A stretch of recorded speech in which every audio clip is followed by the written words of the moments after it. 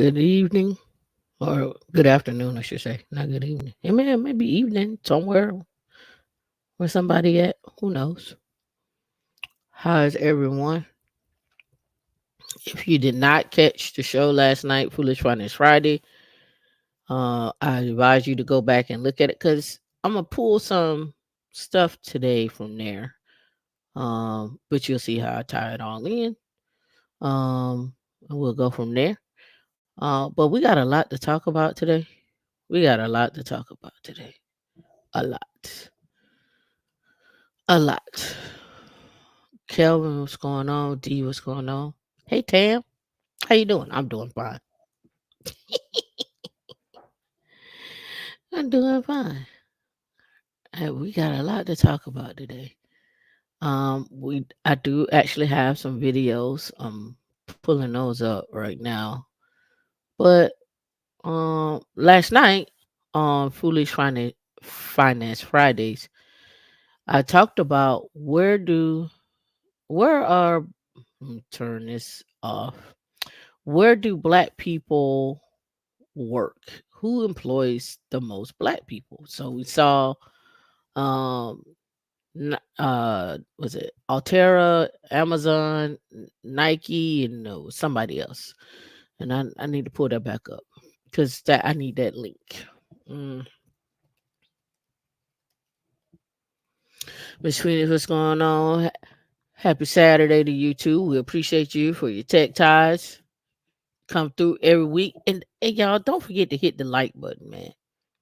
That helps us out. And it also helps us get more information out to other people. That's what that does. Um, let me see. It was a list. Okay, yeah, here it is, right here. Yeah, yep. Let's go right here. Cause what I want to do, cause apparently you like working for these people. This is who you like working for. You like working for Amazon and FedEx, right? And then Delta, Aflac, Nike. That's who you work for. Public storage. That's who you work for. So what I say is, if that's who you're gonna work for, let's find out what they stocks hit like. Let's find out if you are investing in the company that you working for. What do your what is your stock hit like? Are you working for a company and not taking advantage? And then let's look at their 401k. Let's look at let's look at what it hit like. Right? Let's look at what it hit like. And also let's look at I pulled up I got a lot of content today, maybe too much. I also pulled up where we work at in the private sector.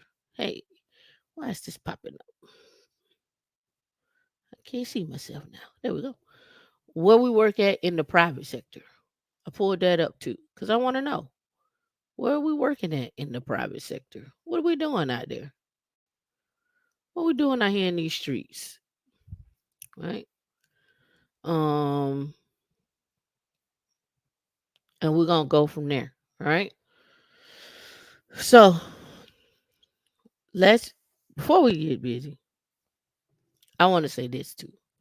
So I was listening to Dave Ramsey and a couple other um, videos, and one of the things that stuck out from the three videos that I was listening to, and I'll just give you a brief story about the one that made sense to me, but I'm gonna give you my background of why it made sense to me and what else I was listening to.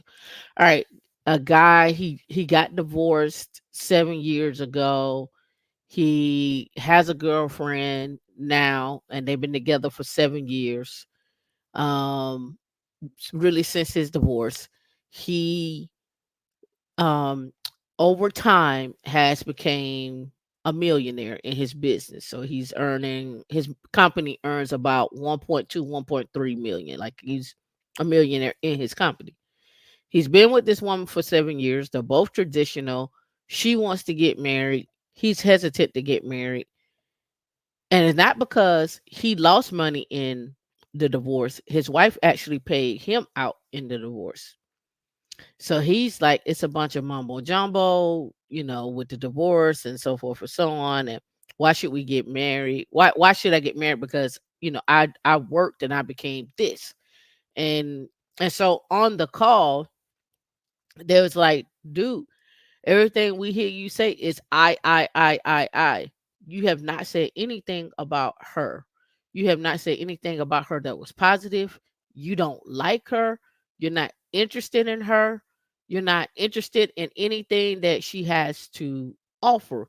He's like, you're treating her like a trophy. So why is it you don't need to be with her? And in fact, on the call, they said they on the call there's like, I hope she looks at the show. And on the call, they was like, lady, you need to run. You don't need to be there with him. He don't like you, right? Fast forward, another call I listened to was a lady got divorced. She divorced her husband. She made 18 an hour. She don't make enough money. He paid $500 a month for 3 kids for child support. She's on public assistance. She makes 18 an hour. They told her she need to get back out on the saddle and go make some money. And it's like, because you don't make enough to support your family. Okay, fine.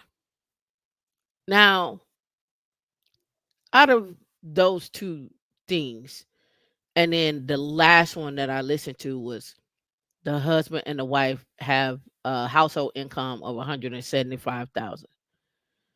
The three things that show up consistently, that I hear consistently, and I don't think people realize is, and we all do this, is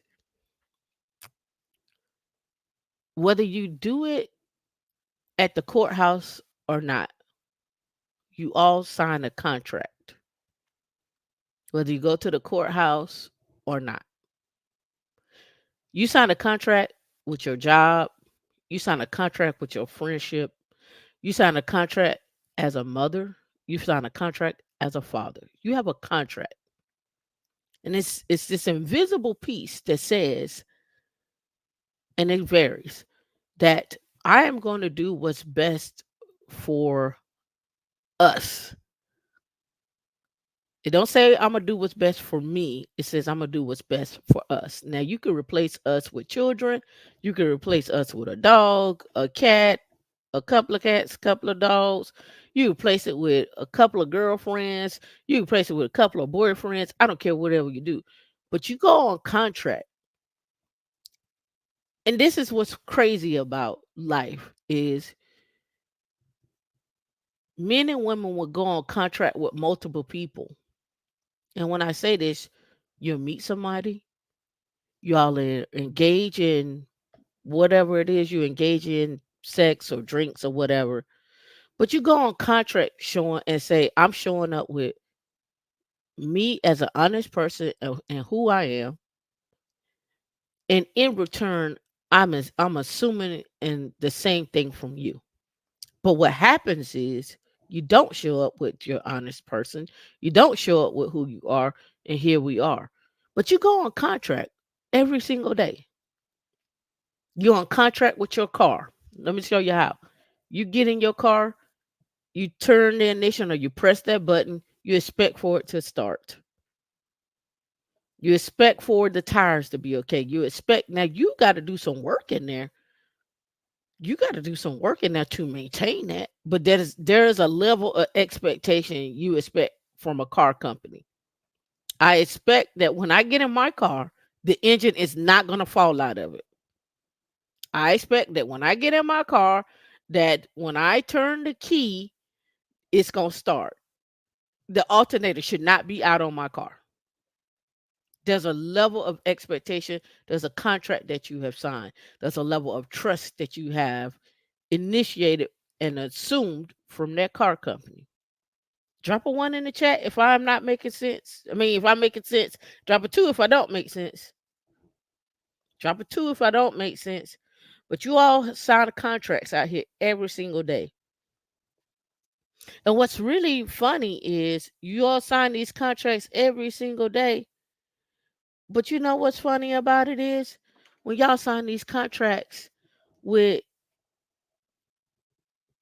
the person that you're supposed to grow old with, or the person you find attractive, or the person that you want to, for whatever reason, that contract becomes null and void. It didn't exist. It don't it we I didn't sign that contract. I signed this contract. And it's funny too, because as we know, as cars, like just like with cars, as if you don't maintain or keep the maintenance up on that car, what happens to it? If you don't change the tires, you'll never get the oil changed. You, you don't make sure that you keep it washed. You don't clean out the insides. You gotta maintain it. You just like your relationship. Like you have a contract with that car. You have a contract with your people. Some of y'all go on these contracts and you just sign it, but you don't do what it takes to maintain it. Same thing with your relationships. And now when I say relationships, I'm talking about relationships with your mother, your father, your friends, those relationships. Those you don't maintain those. You don't nurture them. You expect to get whatever you can out of that, but you don't nurture it. Like if you keep taking and taking and taking, you ain't gonna get nothing out of it, right? Eventually it runs dry. So you gotta nurture it. You gotta make sure it's healthy. You gotta make sure it's whole. So across all of that, because everything that we've talked about, there's a contract. There's a contract when you come here. I expect for you to be taking notes. I expect for you to be in a position where you can thrive. I'm trying to get you to where you should be, where you should be at your 200, your 300 level, where you should be at.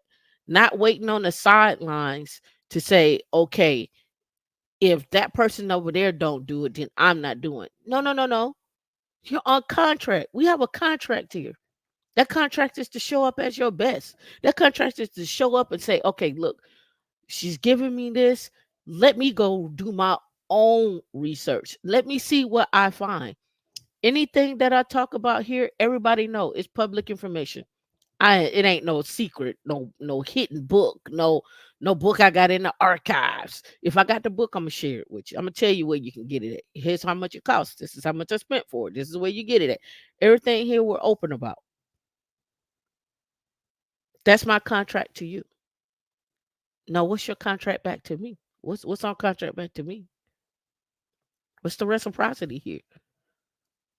That you show up as your authentic self, that you're always striving to move forward, that you're always sharing information with others that are willing to listen, that are willing to listen, that you do what you're supposed to do. If you came and you did a one-on-one with me and you go off the path of that, that's not the contract I signed up for. That's not that's I want on contract for that. If you took a turn, that ain't what we discussed. That's just it. Now, why did I talk about that? Why did I say that? It's because sometimes, and this is more often than we care to admit, is out of being in contract with people, there's no reciprocity and there's no rejuvenation in that relationship. They don't hear me, D? Mm. D, take me off the screen. Take me off. Just take me off. Just put up a blank screen, D. They don't hear me. Just put up a blank screen. I'm talking to myself. I get it.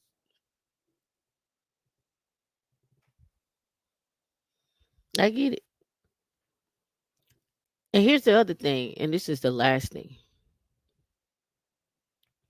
Some of you are on contract with yourself and you breach it every single day. You don't nurture yourself, you don't take care of yourself, you don't do what's right by you. You would sit You would rather sit there and do nothing rather than move forward just a little bit. Sometimes it's the inch that counts. It's the inch that counts.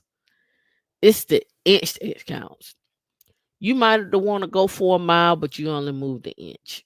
Sometimes it's the inch that counts. So while you signing on the dotted line for your new job, understand you have a contract to the job, but you have a contract to yourself. And the contract to yourself should be, I'm gonna go in as my best self, and I'm going to make the most of this opportunity that I can. What can I get out of this opportunity? If I walk out of here with the same skill sets that I started with, I have failed myself. You can't blame that job.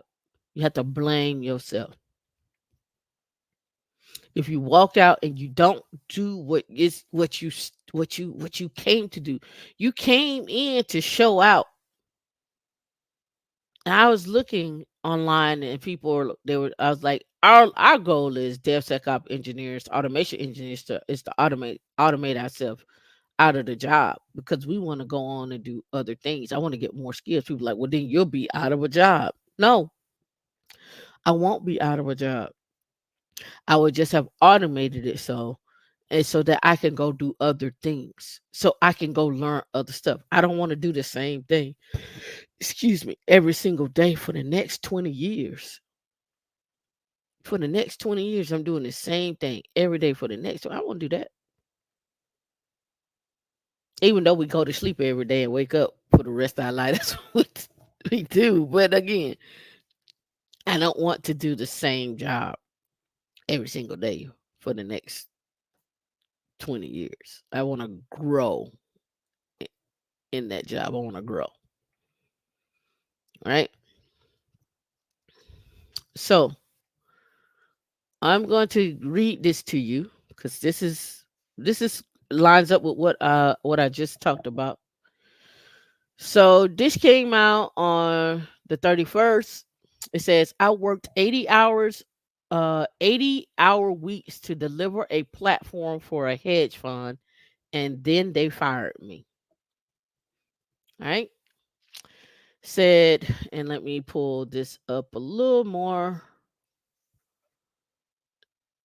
All right, yeah, there we go. Is that I built a system, I built a systematic trading platform for a hedge fund. Now, remember we talked about Selby Jennings and them building the platform, you building a platform and so forth for them and getting money on the P&L. And we've seen these jobs come over at 1 million, 2 million, so forth and so on. We've seen those jobs, right?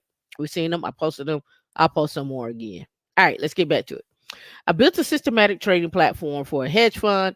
I delivered an excellent platform ahead of time, but then they fired me, and now I can't find a job in what's a very difficult market, employment market.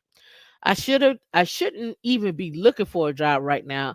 I'm only on the market because I became surplus to requirements. Effectively, I was fired for being too effective in my previous role. I joined the startup hedge fund last year. In short, in a short period while I worked there, I built an order management system which allowed the firm to make its first even trades or first ever trades, I'm assuming. A typical a typical week for me included working 70 to 80 hours a week. I worked almost every weekend, almost every day for the entire time without a single day of holiday. Right? He in London, so that's why he said holiday. I did this for two reasons. Firstly, I was told repeatedly that the faster the firm was able to start trading, the faster I would start earning bonuses from the firm's P&L, profit and loss. Assuming that the strategies indeed were profitable, it was my understanding that they're highly profitable. Secondly, I loved my job.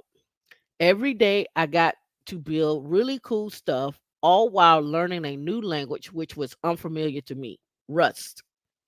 Anybody know that I talked about Rust? I've talked about this Rust on Sundays, right? Instead of rest on Sundays, rest on Sundays, right?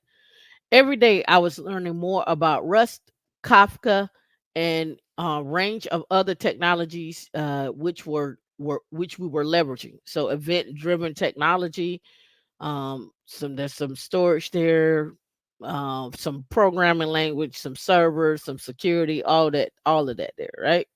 It was pretty great. After months of hard work, the system finally went into production and trade started flowing around the system. 2 days later, I was let go. I arrived in the office that morning after working 48 hours of profit making and was called into a private office. I was told it was with regret that my contract would be terminated that day, and that the substantial bonus which would be paid to me was thanks for the critical role I played in starting the company. While I have no regret working for the fund, as I gained a fast amount of experience in a relative short period of time, I do regret not being more tactical with my work. I could have simply worked 40 hours a week. Had I done so, it would it is likely I would still be employed. That's a false assumption. You worked those times because you didn't know exactly all the things you needed to do to build it, and you had a learning curve in there. And so this is something that don't get talked about. He had a learning curve in there, so he had to get caught up because he was learning Rust. He was learning how to interact with that. He was building a trading platform. It sounded like, from the sounds of it, he might have been doing a lot of the work himself. Right?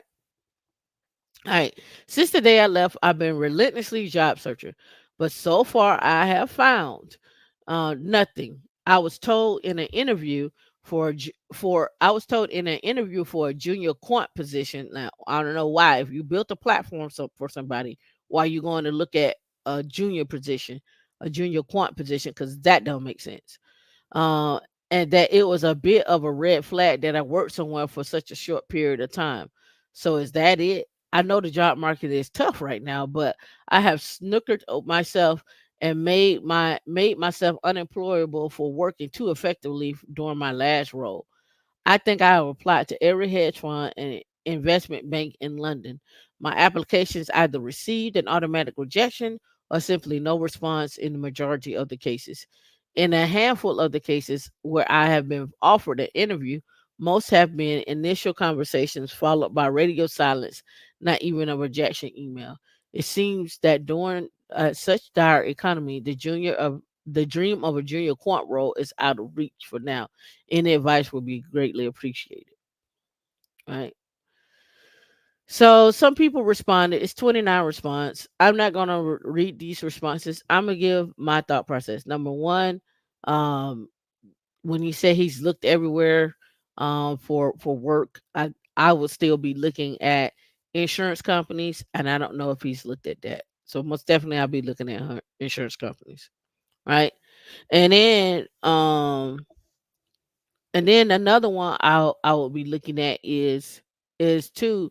There's a lot of places in the U.S. if he can lead to come to the U.S. that are looking for people like him, but they're international, so he might have looked at them already. And number three, putting your best foot forward and resulted into you getting laid off or fired isn't a ding on you. That's a ding on them. That just lets me know that the contract that they went into with him, they knew they had to pay out and they weren't ready to do all that over that period of time. Now they could have renegotiated with him, but there was something there. And we don't know the whole story. Maybe they got into an argument or not. But this goes back to what I say. There's a contract that was signed, and in that contract, right? In that contract, you do have to read the fine print, as D said, but you also have to understand that it can happen at any time. So, having multiple streams of income, being able to put your money away, being able to fall back. That's why I always go back and say they tell y'all an emergency fund for like $1,000. I say you need to be doing it 6 months to a year because you don't know what could happen and you don't know how things may flow. So you need to be prepared for that, right? Let me read some of the comments. This is how you get Black Cat. Turn that role into a contract role on your resume. Exactly. Was was on another live weeks ago, and the host said they don't know of other tech YouTubers talking about stocks, etc. And I said, I know who does. And they asked, and I said, women Linux do it weekly, every week, every week, every week, every week. I talk about stocks every week, and we're gonna talk about them today, right? We're gonna talk about them today, right? So again, utilizing the money that you get in. If you all get a sign-on bonus, just take it from me. Don't go pay off your bills unless you got like a really crazy interest rate on a credit card or something like that. But take that sign-on bonus and dump it into something and let it sit there. Let it sit there for a year. I don't know, dump it in a CD, dump it in a high yield savings account. Let's let it collect over a year time. Let it work. Just let it work. Then you can take whatever you get off the interest of that while it's set there for a year and pay something off or pay down something or whatnot. But let that money work for you, especially when you're getting sign on bonuses like 30,000, 40,000, 100,000. Let that money work for you, right? The other thing is too, you signed a contract to go work at a company.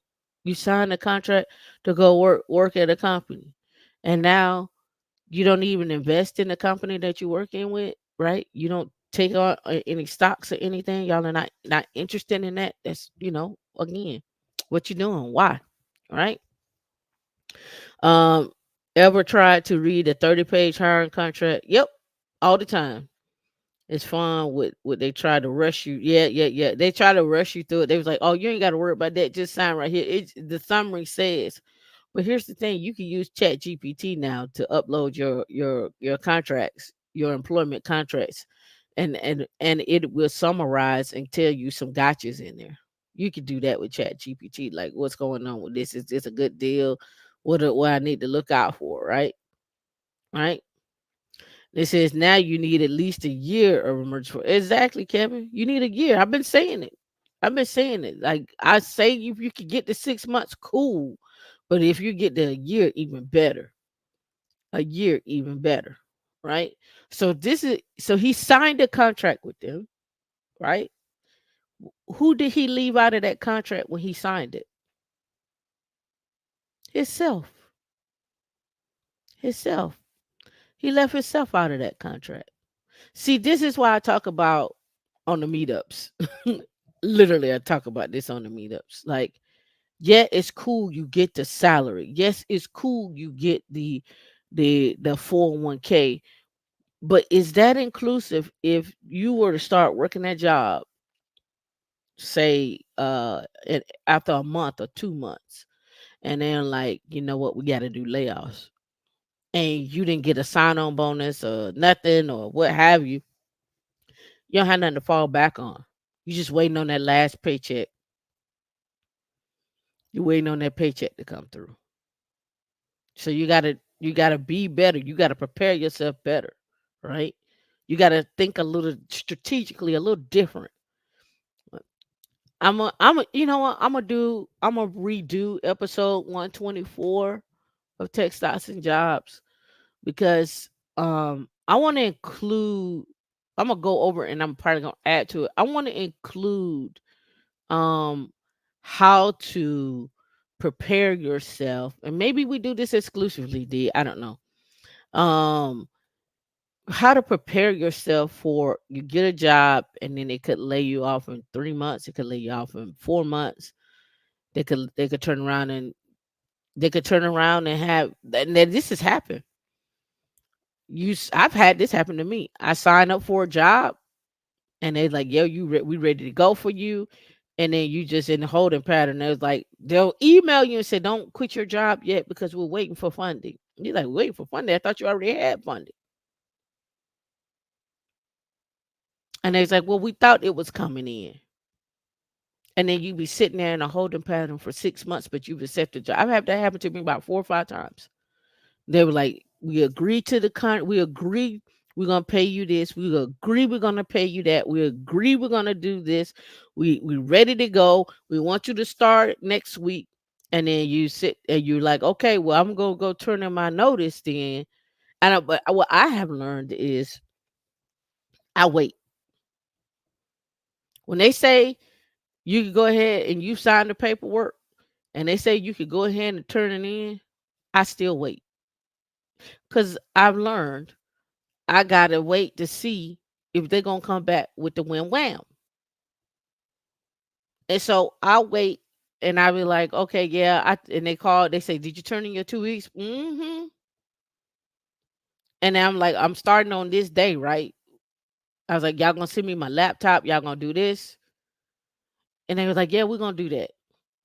And so you waiting. I'm like, I still ain't got my laptop. Oh yeah, well, something, we're waiting for somebody to come back from what you call it. And but we gonna send it. We gonna send it. Okay, well, I can't start without it, right?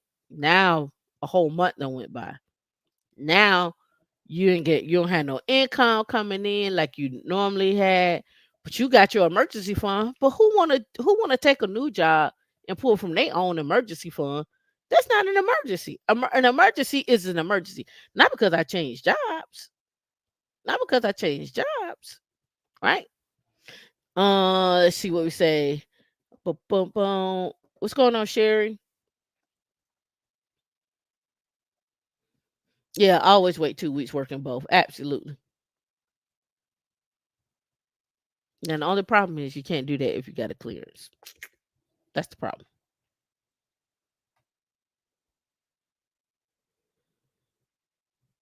Say you signed a contract if you had a start that to a company cancel, you shouldn't be able to sue. I don't know if you can sue for that. I don't know if you can sue for that.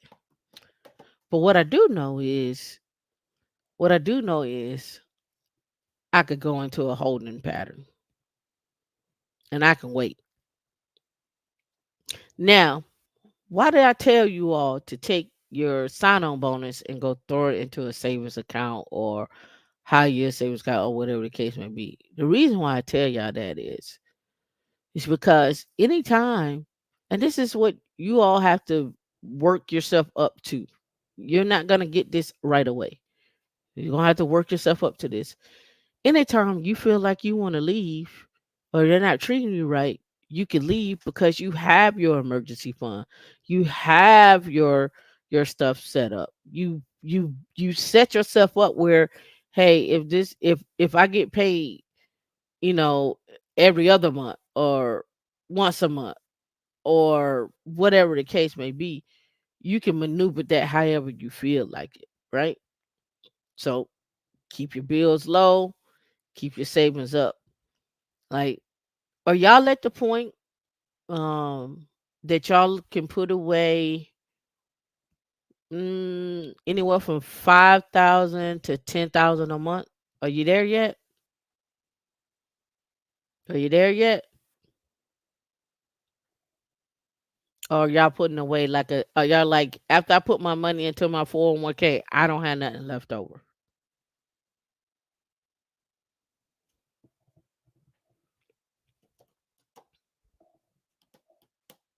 Let's get you there.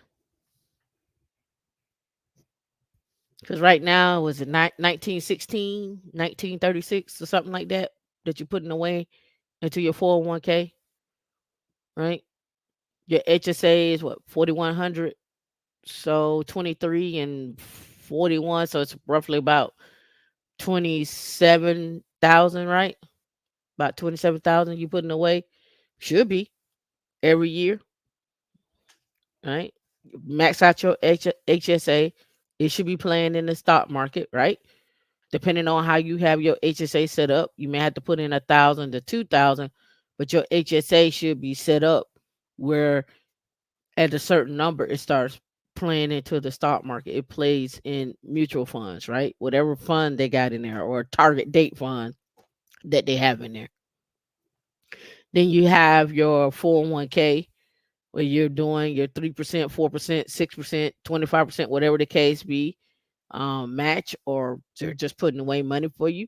You should be maxing that out because you want to bring down your taxable income, right? Then you should have some money that you should be setting aside that you're putting away. Just put that over there. Put that over there, right? He said, I urgently need to find a remote job. I have been looking for the past 3 months and I have not been able to find any job. What can I do to stand out in the job market? I don't know. You have to sign up for a one on one.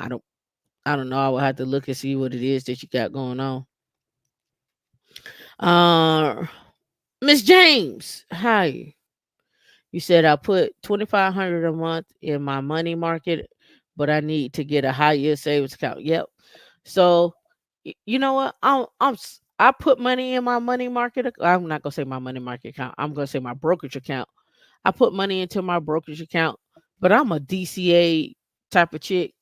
So I'll allot myself money to go into like ETFs, and I'll buy some individual stocks. Like I stick with the aristocrats and the kings. I'll go off and do like an energy one like MPC. I've been rolling with them. Um and so I'll go off and I'll do that. I'm real interested. I have one of them on my list, which is a REIT, which is a data center REIT, but I try to keep it lean. I try to keep it lean. Now in my Robinhood account, I just play with that. That's just like, oh, it's $100 over there, and go buy this or go buy that. Oh, look, Ethereum and Bitcoin are doing this thing. Give me $50 of this and $50 of that. I keep that real simple. But my other stuff, I put that away. I put real money away into that. Like on the last 2 years, I was doing 12,000 a month. I was putting away 12,000 a month the last 2 years, and now I have to redirect, and I'm mad about that. I had to redirect, and I had to go back and redirect my cash flow that I was putting away, that 12,000 a month. Now I got to redirect. So I had some CDs, couple of mutual funds that I was investing in, but now I'm redirecting my money. Now I'm redirecting. Let's see. I'm saving everything I can. Amazon is out of order right now. They tried to write me a final for a yawning a few days ago. What is the yawning? Is that a movie? I don't know what that means. I'm totally out. All right, let's keep going. Let's go. All right. So from last night's show, we talked about who employs the most black people. And we got FedEx, Amazon. I looked at CD letters. Yep. Amazon. I'll do a show about it. Amazon, FedEx, and let me see who else it is. Amazon, FedEx, and who's the next one? Delta. All right, so let's go with the top three, and let's go with Google Finance. All right, so let's look up FedEx.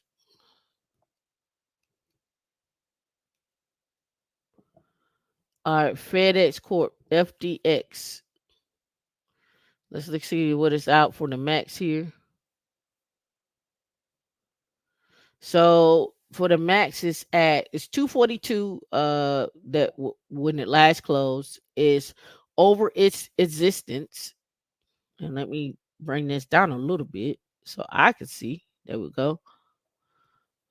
Over its existence, it has returned 2,483%, right? So now let's go to Yahoo Finance and let's do FDX.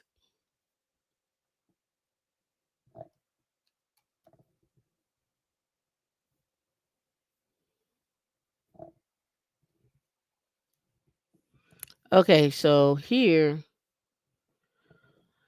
their PE ratio is 14.37. 14.37. They have a forward yield and dividend of $5.04. $5.04. Right. So if you're working at FedEx, it looks like FedEx has been on a upward slope. So it wouldn't be a bad thing to invest in. We had a big dip right here on July 1st of 2022. And we're down to 148, but we shot back up. The highest it looks like it's been is 298. And right now it's at 242. Right. So let's see. That's what it looked like over the past year.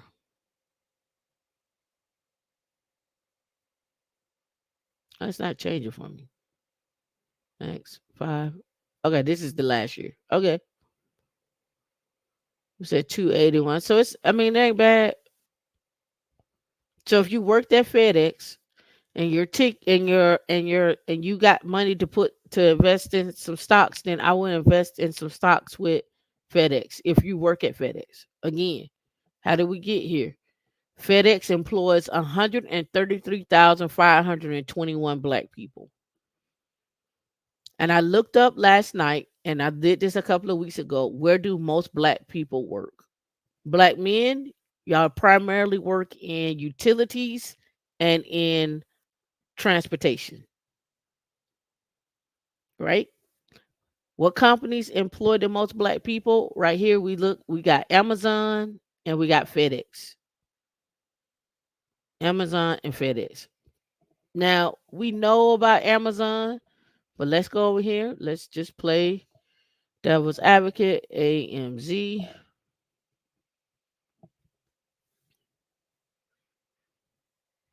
AMZN. All right, let's do the max on that.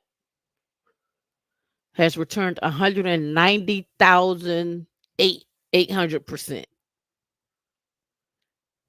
Now, they split often, right? They split often. So you can catch splits on these. A is AMZN. AMZN. So you can catch splits on these, right? You can catch the splits on these, right? But you also need to look at like how if you can't afford it, right? If you can't afford it, it's 171. I'm not telling you to go out and spend $171 or wherever it is at that time. I'm not telling you to do that every single time. But what I am telling you is to DCA your way in. Dollar cost average. DCA. Meaning if you're on like places like Charles Schwab, if you're on places like Fidelity, you can buy slices. And basically the minimum you could buy is $5, right? So you'll look up the ticker symbol, you'll say, okay, I'm gonna go and buy $10 worth of this. You can do it on Robinhood. On my Robinhood account, I buy $10 worth of Apple every week. That's $50, $40 a month, 40 times 12. You do the math, right? So I do it 40 times 4, 160 and 160 times 12. So I just dollar cost average $10. Here you go. Right? And the reason why I do $10 is because I'm like, listen, if I'm gonna go out and eat and drink, at least invest. At least take some of the money that you make and invest. Now, you don't have to do it my way. If you feeling froggy, because the goal is to get 100 shares. Really, the goal is to get 200 shares, right? The goal is to get 200 shares of Apple, 200 or you get 200 shares of an ETF or whatnot. Because some of you all like to play options. Some of y'all like to take, and you need 100, right? Now we're getting into nakeds and so forth, right? But nevertheless, the goal is to have 100 shares of that, right? That's the goal, right? So that way, if you want to play options, you could play options on it. You can do other things. You can do puts, but the goal is always to get to 100 shares. Now, a lot of you have kids. You can set up custodial accounts, right? And you can help invest inside a custodial account. Yep, covered calls, cash secured puts. Yeah. So I don't want to get into this because then it now it becomes an options a conversation. I want y'all to stick to the easy stuff. If you can't do covered calls, if you can't do puts and so, if you don't know nothing about, listen, I ain't saying you can't learn it. I'm just saying stick to the basics. Let's go with the basics. Let's get you 100 shares. Let's get you 100 shares of Apple. Let's get you 100 shares of Amazon. And if you don't want to do individual shares, you do not have to. You can go into ETFs. You can go into mutual funds. Remember, index funds, mutual funds, so forth, right? Remember, your index funds are gonna ride with whatever the S&P 500 is doing. It's not trying to beat it. In your mutual funds, they're actually trying to beat it, right? They're actually trying to beat the market. Hence why the fees are higher. So there are hidden fees. I talked about this on a couple of other episodes. There are hidden fees with your mutual funds. Dave Ramsey believes in mutual funds because he wants to beat the market. He's all about it. He's all about it, right? Right. Now, when it comes down to your custodial funds, like you all can start setting up kids now where instead of you are giving kids, I mean, you give kids money, but if you give a kid $10, you should give a kid $10 worth of Apple as well. If you're gonna give them cash, instead of giving them $20 in cash, give them $10 in cash and $10 in Apple. Be like, look, I'm creating this for your future. So by the time that kid turn 18, 19, you have dollar cost average throughout these years on on that particular stock or in that portfolio where that kid now got $40,000 sitting in a portfolio. And if they decide to go off to college, you can be like, look, check this out. This money is not for you to go to school to get your degree in whatever it is that you think you're gonna get it in. If you're gonna go for math, go for math. If you're going for engineering, go for engineering, whatever the case may be. But also too, you can also start teaching that child about DCA, dollar cost averaging, right? I wish I would have known about dollar cost averaging when I was getting them checks from school.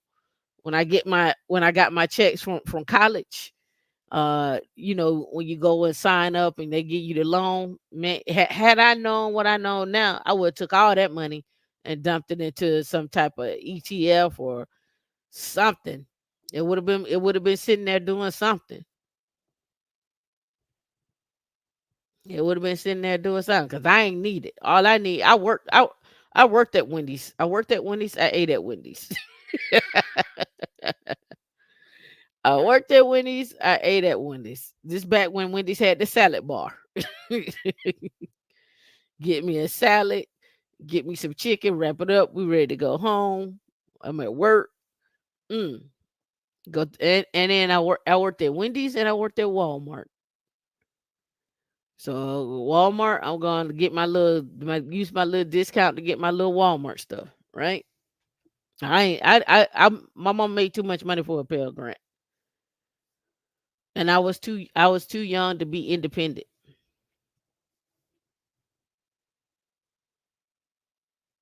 Yep, yep. Wendy's had a salad bar. Let's see. You see, 50 Frank, you say you know people that drive for the city, and from what I hear, is it's even more of a hot mess than Amazon. They still have smart drive and they pay less. I have been in a decade ago. Yeah, covered calls, correct.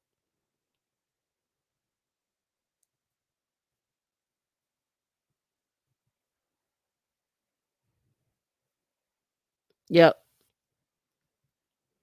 You say possibly borrow for college based on the value of the stock and keep your stocks. Yep.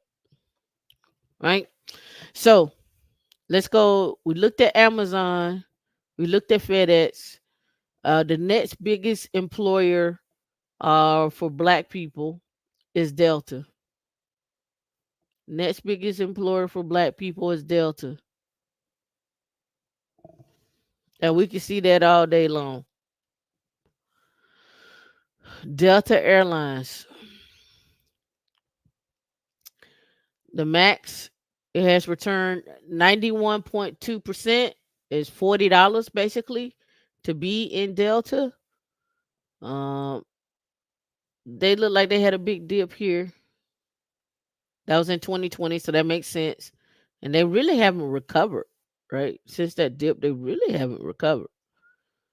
But they've been on the steady. So let's go over here. DAL, ticker symbol DAL. Let's see.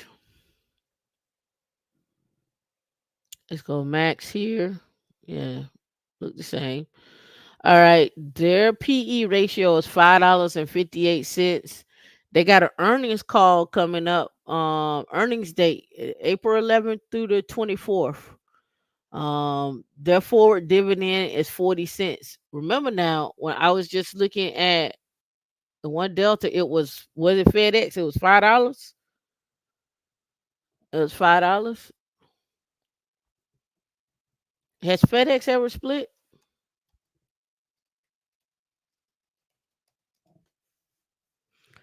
FedEx underwent 5 splits. The most recent split occurred on May 7th of 1999. Yeah, I was like, I've never heard of FedEx split.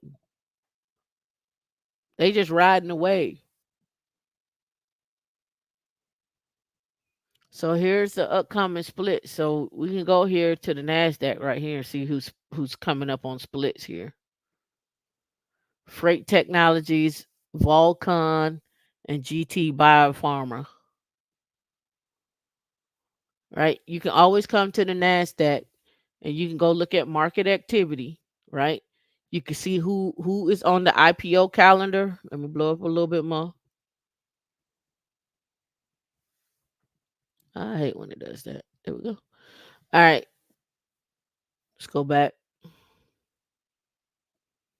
So we come here, we can see stocks, we can see options, we can see ETFs, indexes, commodities, cryptocurrency, futures, fixed income, so forth, right? You can hop down here. You can look at on the Nasdaq 100 IPO performance, dividend history. Let's go look at that. So here they have a dividend history of Apple, Microsoft, Qualcomm, Meta, AMD, Netflix, Nvidia. If you want to take a look at those dividend histories, right? And you should be looking at the dividend histories just so you can get a good feel of what the company where the company is at. But also, if you look at Investopedia, how to read a 10K, right? How to read a 10K. Y'all should really start looking at this. If you invest in a company, they should have earnings call. And you should be able to vote and get involved with the earnings call so you can understand what they talk about, where they're going, what the future is, where they see things going, technology wise, what they're investing in, and so forth. There is I had to pull it up. I had it. I got to double verify that it's still there, but there was a there was something Elon Musk came out with this week. That he was talking about. But speaking of Elon Musk, let me just pull this. I'm not gonna pull this video up. We're not gonna go through it because I got so much other stuff. Elon Musk. Tesla recalls 2.2 million vehicles over warning lights. So you would want to know now, how's the stock going to perform after this? What's going on with it? You want to watch that. You want to watch stuff like that because that could drive your earnings there. That could drive your earnings there. Let me look and see what this one is. It was a Elon Musk conversation that I wanted to have on stocks. Let me see. I'm trying to go through my notes here. Oh, here you go, right here. It wasn't stocks. It was this, but it's related. So Meta wants to keep cluster of AI systems in Atlanta and receives a $10 million tax break. All right, X, I should say, not Meta. So, despite the opposition from residents, Fulton County Agency changed course this week and approved a $10 million tax break over the decade for X Corp owned billionaire. The social media formerly known as Twitter says it is investing $700 million into AI systems at an existing Atlanta data center. An existing data center. So keep watching that. If you're in Atlanta, you're in Fulton County, I will keep watching this because they're again when we're talking about this retrofitting data centers, jobs and so forth, I would be on the watch for this. Right? I'll be on the watch for this. Let me look because I didn't pull up all my notes on here, but we, we have it. All right, so we looked at Delta. I got one I want to pull up on. I want to make sure I want to transition out of this. Um, we looked at FedEx.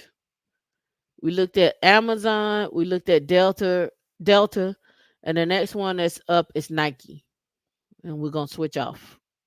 So Nike, based out of Oregon, $100 a share. The max they have returned 47,857.14%. Right.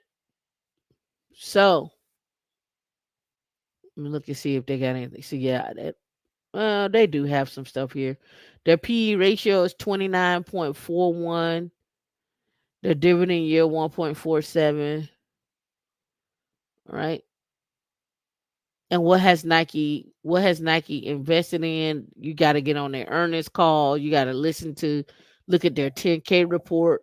Where's the most of their money being generated? Where's the revenue being generated from, and so forth, right? All right. So this is gonna be one of those conversations that you're not gonna like me. But before we get to that conversation, it's okay. Let's go here and then I'll get into the conversation. So Northwestern Mutual, it dedicates $3 million to help residents of Milwaukee and underserved communities to achieve homeowner status. Now we talked about homeowner stuff last night. We talked about this last night. Single women are outpacing single men in home ownership. We talked about this, and we talked about where the largest gaps are that were shown on that actual link last night. If you don't remember or you didn't see it, go back and watch last night's show. I went over that, right? But now, and the people were the largest who own the most homes is in Delaware. Single women own the most homes in Delaware, but it's not the largest place where it's not the place with the largest gap, right? So you have to figure out what's in Delaware. Why is home ownership there so prevalent? What's going on? What's in that, right? I would love to get a breakdown of where these women and men are working at and what their earnings are. I would love to have that breakdown. All right. Northwestern Mutual is giving 3 million to for people in Milwaukee, underserved communities to start owning homes. Right. Now I asked last night on the show, Is owning a home a scam? Is that a scam? Is that a scam? Is owning a home a scam? And we went over like things to look out for, maintenance, so forth, for so on, roofs, whatever the case may be. All right. Floods, hurricanes, tornadoes, whatever. Is it a scam? All right. It says despite gains in education and earnings, the racial wealth gap remains a deep issue in America. According to the Federal Reserve, Black Americans' net worth is 70% below non-Black households. In Milwaukee, home ownership is less attainable for Black residents, which is due to part of the gap. As part of Northwestern Mutual's efforts to build healthier and stronger neighborhoods, the company is working to lessen that gap. To help progress towards this goal, the company is dedicating 3 million through its Sustained Action for Racial Equity initiative and its foundation to provide Milwaukee residents with resources that and tools to achieve financial stability through home ownership. As a financial services company, we recognize our responsibility to support. Now, sometimes you got to wonder, and I'm not saying this is a good thing or a bad thing, but sometimes you got to wonder, have they made enough money off of people to say, okay, now we'll give them a little bit back? Like, sometimes you got to wonder, right? I'm not saying it's true. I just be wondering, like, oh, you done made enough money off me, now I give it back, right? By leveraging our expertise and working directly with local residents and partners, we're helping to create a pipeline to home ownership that makes housing more affordable and gives residents a stake in their properties for generations to come. All right. It said the investment comes from the company's $100 million impact investment fund, which is working to deliver a company's commitment. Again, is this their social contract? Commitment to addressing inequality and racial wealth gap in the U.S. fund in the U.S. funds from the initiative are dedicated to Black and African American and other underserved communities on local and national scales. Right. The foundation, in addition, through its foundation, the company is donating 500,000 to Axe Housing Home Ownership Acquisition Fund. Right. All right. So let's put some stats out there. Hopefully this will come up for me. Hmm, hold on.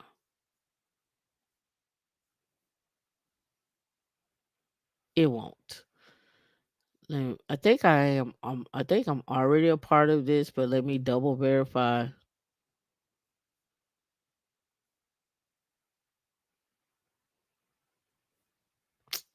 And okay, let me do this. It's not coming up for me. Hold on. I hate when it does that. It was all good to go earlier. Okay. No, it's not. We're back with not being good to go. Yeah, yeah, yeah. Hold on. I am going to do something here. I don't want to, but I want this article because I really want to see what this article says. I'm signing my life away. Let me get this code. All right. Let's get busy. All right, here you go. Here you go. Mm-hmm. 176. All right. And I agree. Almost ready. I don't want to finish setting up nothing, but okay. 1 second, folks. I'm trying to get this article from Bloomberg. Even though I thought I already have this, but nevertheless. All right, now that I did that, I should have it. Okay, we have it now.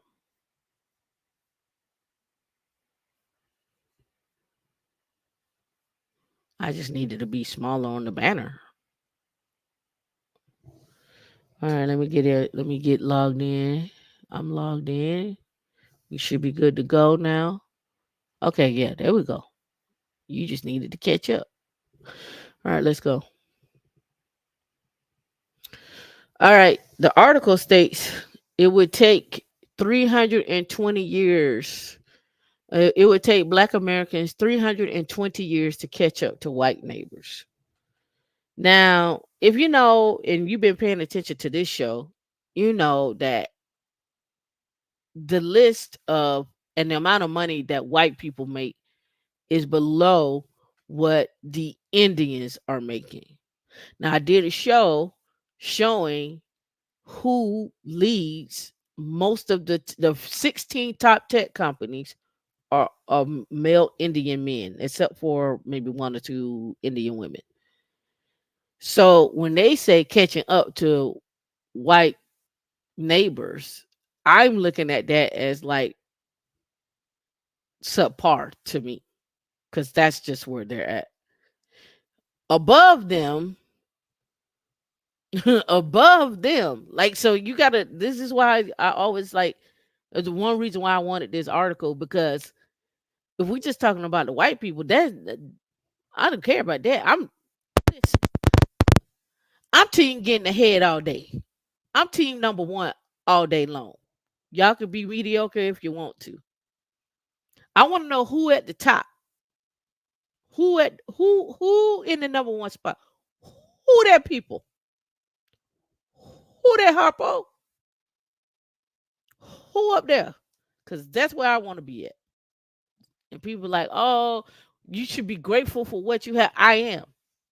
Like, listen, I'm very grateful for where I am. I'm very grateful for what I have. But can little buddy, can Shotty want more? Can Shotty want to be at the top? Cause Shotty want to be at Shotty swing my way. I want to be at the top. Why can't we want to be number one? We want to be number one in track. We want to be number one in football. We want to be number we want to be number one in basketball. Why we can't be number one in tech and finance? Why? I don't know. Why? Why is that a you ought to be grateful for what you got because other people don't have what you have. They don't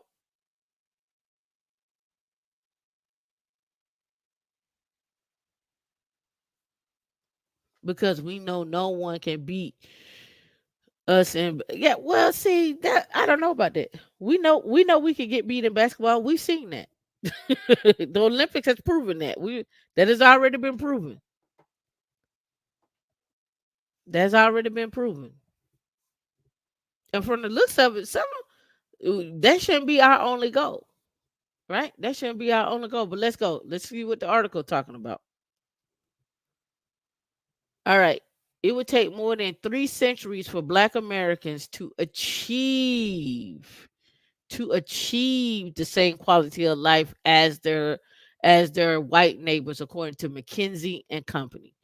After the racial gap widened in more than half the country in the past decade, based on the rate of change in quality of life metrics between 2012 and 2021, it would take roughly 320 years for Black residents in rural counties like Cato Parish, Louisiana, to achieve parity. A new report from the consultancy show, even in mega cities like New York and San Francisco, where the outcomes overall are better for Black residents, the parity would take 160 years. 160 years, right? Down to earth, you said being grateful doesn't mean that you don't want to pursue more. Exactly, right? So I'm assuming they broke this down by cities for Black people here. If you look on the bottom line, the bottom row here, these are the number years. So con, stable rural counties is 320, stable cities 240, independent economies 220, high growth hubs 210, mega cities 160, urban periphery 120, and trailing rural counties. I don't know what a trailing rural county is. How do you define that? What is a trailing rural county?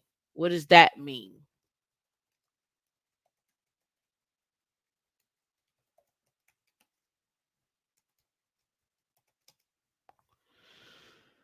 What is a trailing rural county? I'm sure they probably got it defined in here. I just ain't went far enough, but I'm just curious as what is a trailing rural county?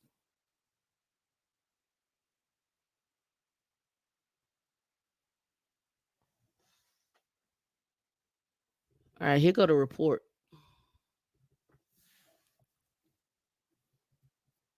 This the report. It is called the State of Black Residents. Let's scroll up to the top. The State of Black Residents, the relevance of place to racial equity and outcomes. Came out February 1st of 2024. Bloomberg did a summarization on it. Let's see. Let's go. See, the results show a substantial difference in overall outcomes for Black residents across community profiles, as well as substantial gaps between Black and white residents in virtually every county. We find that America's suburbs and I guess exurbs or exurbs currently seem to have the nation's best balance of positive overall Black outcomes and parity, but even here, large disparities persist. Effectively, there is nowhere in the United States where outcomes for Black residents equal those of their white neighbors. Moreover, most places close to parity are small rural counties, while outcomes are poor for all residents, regardless of race.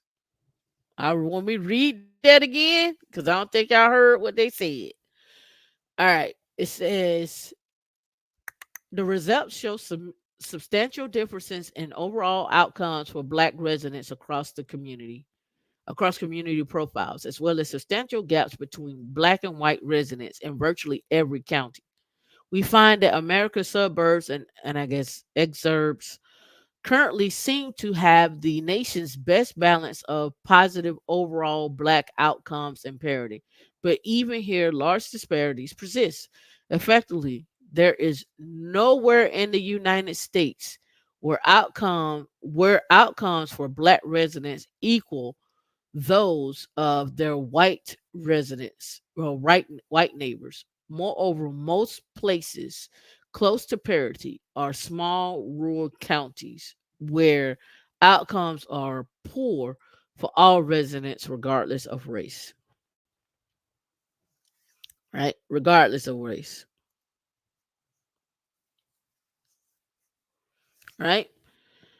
We also look across the past decade to gauge the rate of progress.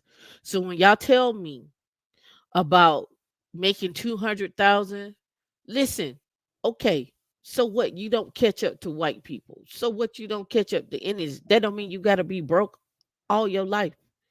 That don't mean you got to struggle all your life. I don't know why it's susceptible to struggle. I don't know why you want to accept that. Why do you want to accept not being your greatest? Or is your greatest the struggle? Maybe the greatest is maybe struggling is your greatest. Maybe that's what it is. Mhm. All right. It says while multiple metrics have been improving for Black residents, those gains have not closed racial gaps in any meaningful way. As white outcomes improve to the same degree or even more so, at the current pace, it would take more than 3 centuries for Black residents across the nation to reach parity with their white neighbors. Progress has not yielded parity.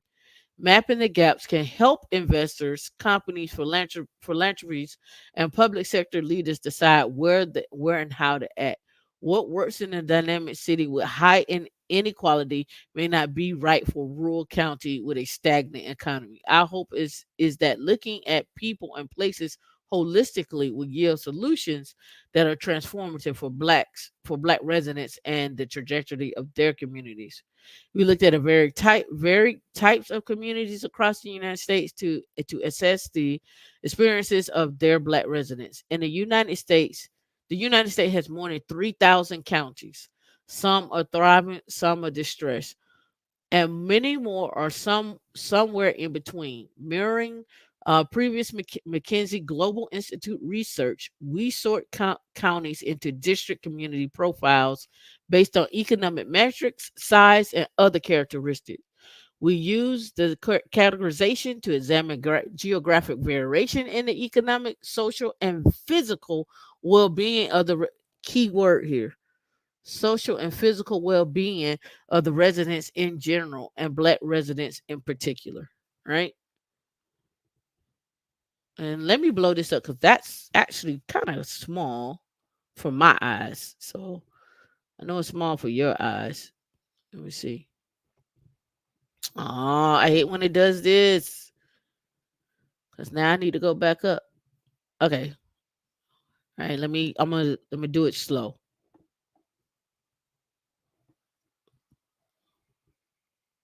Yeah. See, when I go up, it does that. So let me just read this off as is. All right. So I'll just read it to you because it's real small. Okay. It says here it says the United States is a complex mosaic of local economies with 13 distinct community profiles. And it and I could give you this link so y'all can read it too. It's out there. Here, D.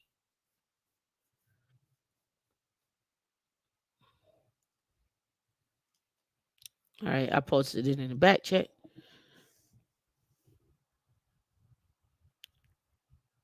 You said focus on a goal, get there and stop. Mm, you can focus on a goal and get there and stop. It's not looked down upon, but I know it's more. I know it's more. All right, so let's go. All right, so the 13 distinct community profiles. Let's talk about how they broke this up. They broke it up into mega cities, high growth hubs, which they talked about in the other one, urban, I guess, periphery, stable cities, independent economies, stable rural counties, trailing rural cities, which I still don't have a definition of yet, and additional community profiles of rural outliers, small powerhouses, college centric towns, silver cities, American makers, and trailing cities. Trailing cities, I don't know. All right, so here they got it. So it looks like pink, this shade of pink here is what they got around here, what they're calling trailing cities. And if we look here, Atlanta sits north. Look, so they got down here with Miami and them, they got them classified as mega cities. Here's a mega city right here. You look up here, here's a mega city. And then here's a mega city here. And then I'm assuming this is somewhere where Detroit is at right here. Right? Detroit, Chicago, right here. And then we got a little black down in here. I'm assuming that's Austin. And we got Houston down here. And I'm assuming this Atlanta. And I'm assuming up in here, Northern Virginia area, probably DC. Right? We got a little sliver right here of black. And I'm only going by where they got black at. I'm assuming this is LA.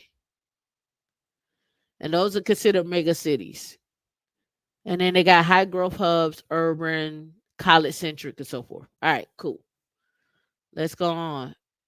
Mega cities, and that was pretty darn spot on there. So the mega cities are the nation's 12 largest urban cities. They have high GDP per capita, but inequality and high cost of living. So those mega cities are San Francisco, LA, Phoenix, Arizona is considered a mega city. Dallas and Houston. They do not have Austin on here. Atlanta, Miami, DC, Pennsylvania, New York, and Boston and Chicago. Mega cities, right? If you go to the next one, I'm assuming you scroll, here's what they consider high growth cities. 13 dynamic high growth hubs are cities with rapid GDP and employment growth, but transportation infrastructure challenges. So the mega cities got the transportation and infrastructure down. The high growth hubs are cities with rapid GDP and employment. So Seattle, Portland, San Jose, Las Vegas, and that little slither right there was Denver when I was looking in Colorado, which makes sense. Austin and San Antonio makes sense. Tampa and Orlando don't have the transportation now. They can't be a mega city yet. They don't have the transportation now. And then they got Nashville, Charlotte, and Raleigh, right? And then Minnesota is another one. So if you don't want to, and this is how I look at it, because I could say I've done both of these. I've lived in mega cities, right? And now I would consider a high growth hub. Difference transportation, a lot of opportunity though. But it's easier for you to get to the opportunities in the major cities because they have better infrastructure and transportation, which makes sense. So in those high growth hub places, you probably would need a car to get back and forth to where you need to go, right? Or some type of mode of transportation, right? So now let's go up. Here's goes what they consider stable cities. 3 dozen stable cities with a modest GDP and population growth also tend to have higher unemployment and poverty. All right. So now we getting into, yeah, you got a big population, but y'all unemployed. Y'all unemployed. So let's talk about it. Can we say Jacksonville? Because Jacksonville is on this list. New Orleans, we can see that. Columbus, Ohio, Detroit, Colorado Springs. Everybody I know always like, oh, Colorado Springs is pretty, but the black population out there is real small and ain't a lot, but everybody ain't doing great out there. I hear that all the time when I was out there. Albuquerque, New Mexico, San Diego, Omaha, Nebraska, Albany, New York, Pittsburgh, Pennsylvania, Detroit, Michigan. And then they don't have what this is on here. These little dots, they don't have what these is on here. All right. And then they got Honolulu, Hawaii. These are places y'all shouldn't be. But this goes back to what Barbara Crocker was talking about last night. Buy homes in places um where the actual school district is not doing well. Eventually, if you buy it, they will come. You can work to change it. Some truth into that. But how long does that take? And like she said, if you got children, don't buy it. If you don't go in those areas, if you have children, don't go buy in those areas. Right? Next up, 94 independent economies resemble stable cities but are smaller. So Little Rock, Arkansas, Merced, California, Santa Fe, New Mexico, Billings, Montana, Idaho, Idaho Falls, Idaho, Sioux Falls, San Diego, Sioux Falls, South Dakota, Madison, Wisconsin, Providence, Rhode Island. And then they got some stuff right here along the peninsula here, but they only highlight this. Now we're coming up to the urban, uh, and it says these are outside of the core major cities, 270 counties with complementary economies.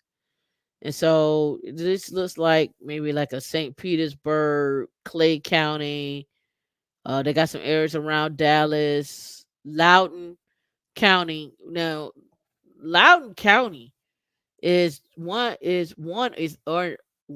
not one of the richest counties in the United States, right? Know if y'all familiar with that, you go check them out. More than half of the nation's rural counties have lower economic performance than the neighboring cities and suburbs, but are not distressed. And so they got Cameron, Texas down there, and then Cato Parish in Louisiana. All right. Hundreds of trailing rural cities are characterized by their shrinking population and low educational attainment and high unemployment. Mm. And so you can see where they're centered at, right? Throughout the United States, you can see where they're at. Northern California up here, right? Parts of Washington, Maine, New York up that way, Michigan, Wisconsin, all throughout in here. Look at this. Look at this cluster here. Look at that cluster right there. The definition is counties are characterized by shrinking population, low educational attainment, and high unemployment. Talking about right here. Yeah, this is Virginia, right? And looking along this side here. But you can see West Virginia. That look like everything in West Virginia. All right. Relatively few Black Americans live in counties that fall into other categories. So they say relatively few, and this would be rural outliers, I'm assuming. Uh, Few Black Americans live in counties that fall into other categories. All right. While our data covers a wide range of community profiles, we focus on a subset which some 90% of Black Americans live. They fall into the following two categories: urban core, which is 12 megacities, and suburbs and exurbs, right? So we know for a fact that 50%, 56% of Blacks live in the Southeast. We know that. If we go back up here and look at this map, this particular part of the map right here, we know just based on this, we know we're all throughout this. And you know there's some issues. You know in your neighborhood that people are not doing well. We know that. All right. All right. So it says the nation's largest urban centers are home to 23% of the US population, but 30% of all Black Americans. Remember, I think it's 42 million Black Americans. 30% of Black Americans live in these what we consider mega cities. Now we talked about what these mega cities are. Now if we go back up, let's go back up because let's get to the mega cities, right? So if that's the case, if we're going with mega cities, the mega cities, what they're saying is, let me see, is this right? Okay, mega cities, we live in, and if 56% of us live in the Southeast, that means that means that we only live in Miami, Atlanta, Houston, Dallas, and DC. Then only I'm gonna include DC in the South, I guess. Not maybe I don't know. All right, whatever. Them are the only cities we live in, and we can strongly agree because I've been to all of them. We can strongly agree that's what we see.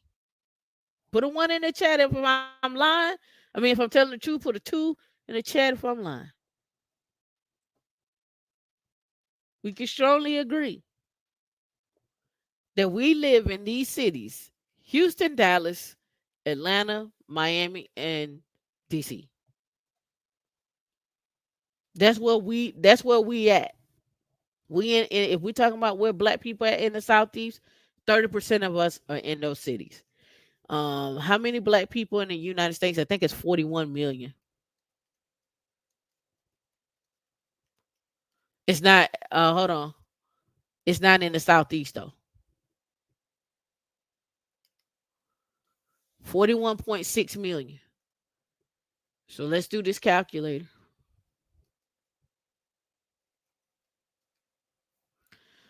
So if we got 41 million,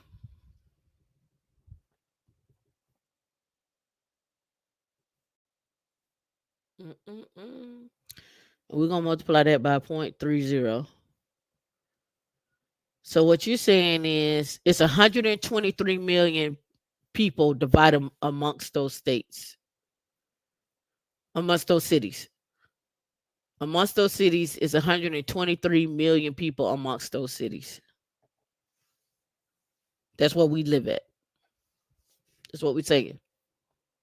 All right, let's get back down here to the next part. I'm only going by what the article says, but we don't need to go by that. We know that, right?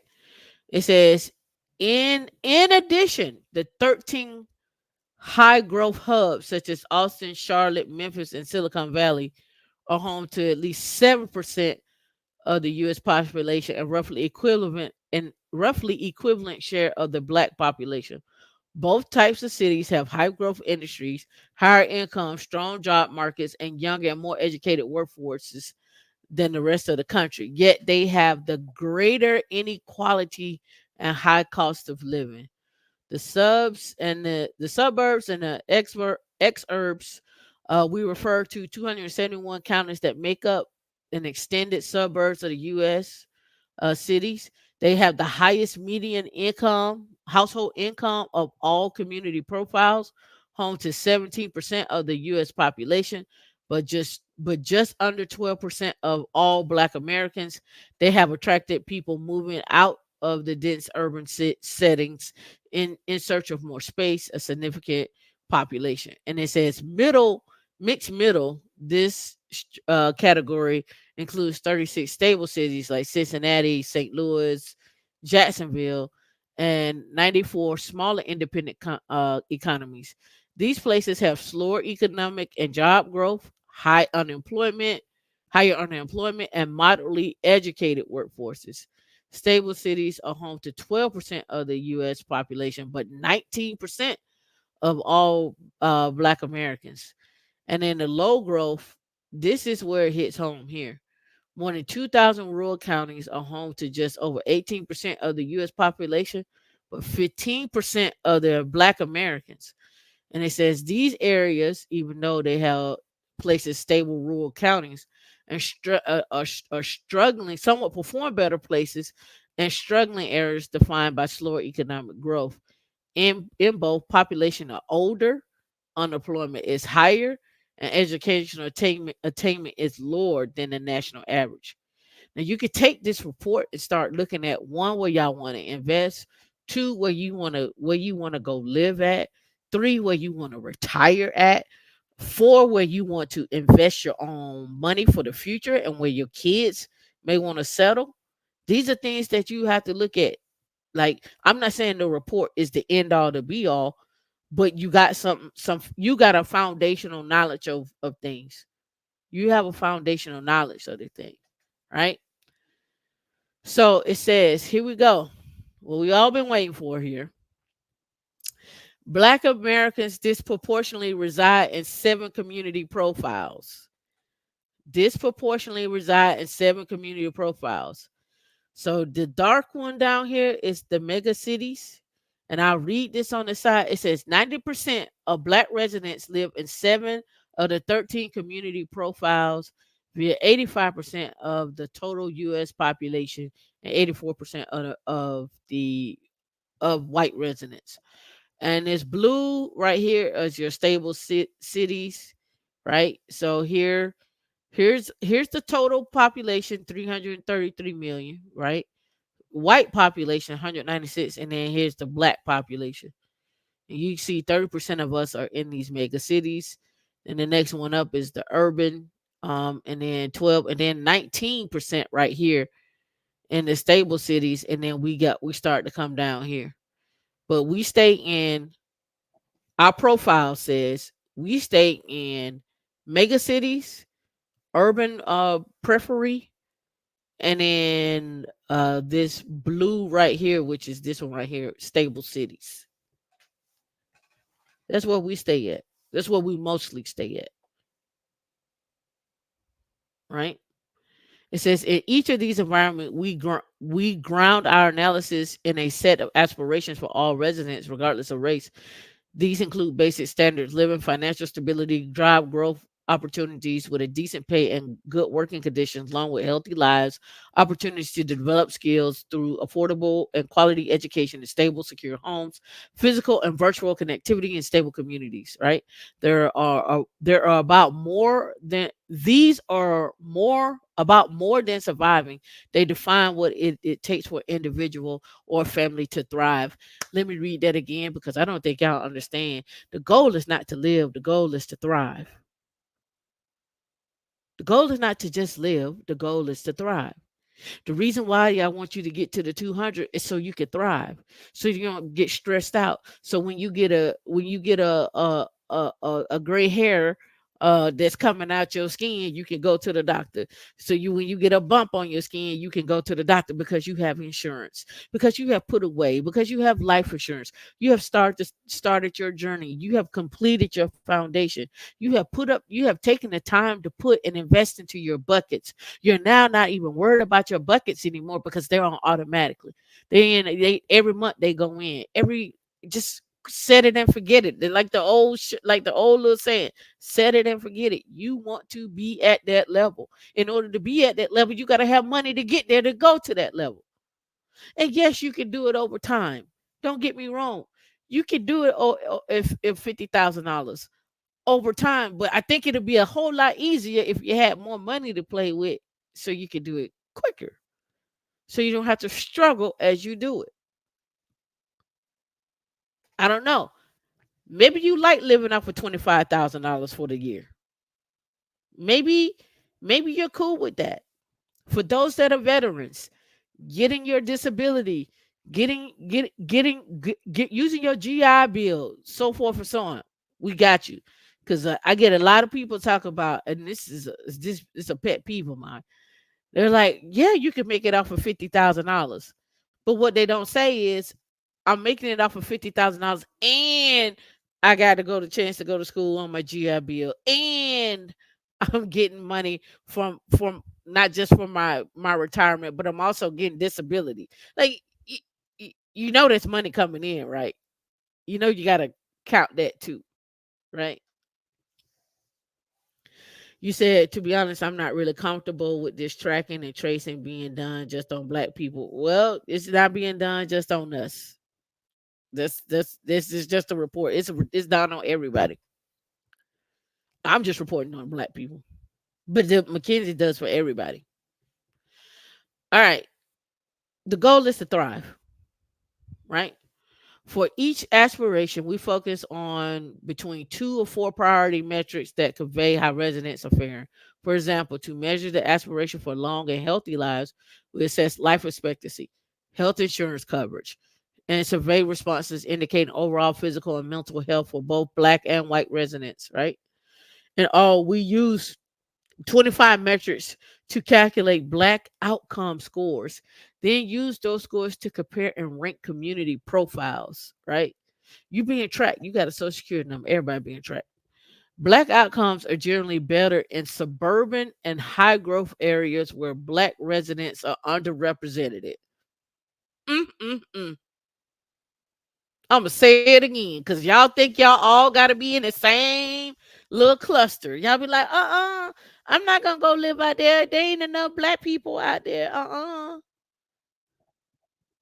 Black outcomes are generally better in suburban and high growth areas where where black residents are underrepresented. Is this marketing? I don't know. I can tell you it's nice to go outside and you might have left your car door unlocked and your car still be sitting there. And it ain't nobody just rolling off, pushing it down the street and trying to start it when they get down the street, right? Overall, no community profile, no individual county stands out for having the highest black outcome scores across the full range of measures, but some rank at the near top on a multi quality of life aspirations. In broad terms, outcomes for Black residents are better in places with stronger economic foundations. However, these types of places have smaller Black populations. Exhibit 3. Black outcomes in independent economies and megacities fall in the middle of the pack.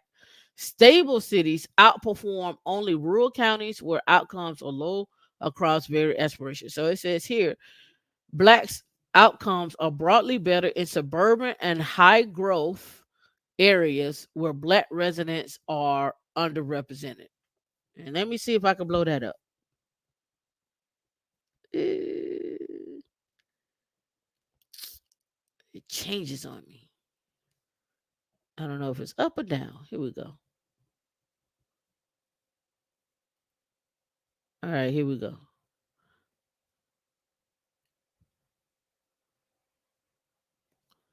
And I have to scroll up to find it. Oh, yeah, here we go. Right here. All right, here we go.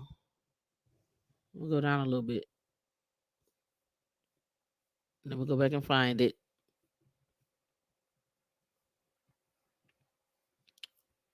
Oh, see, it got small on me again.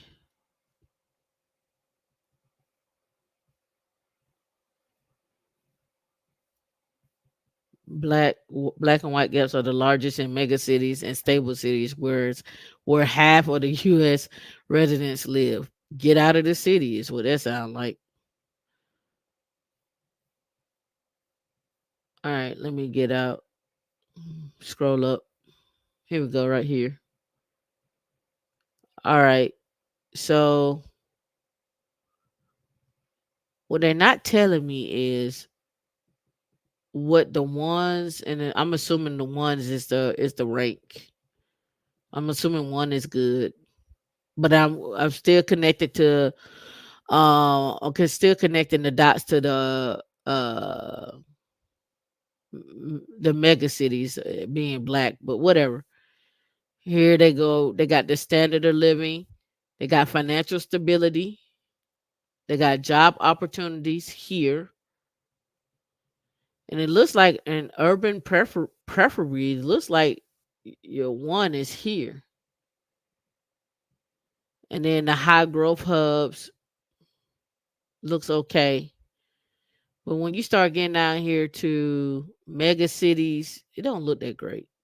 It here looks fine.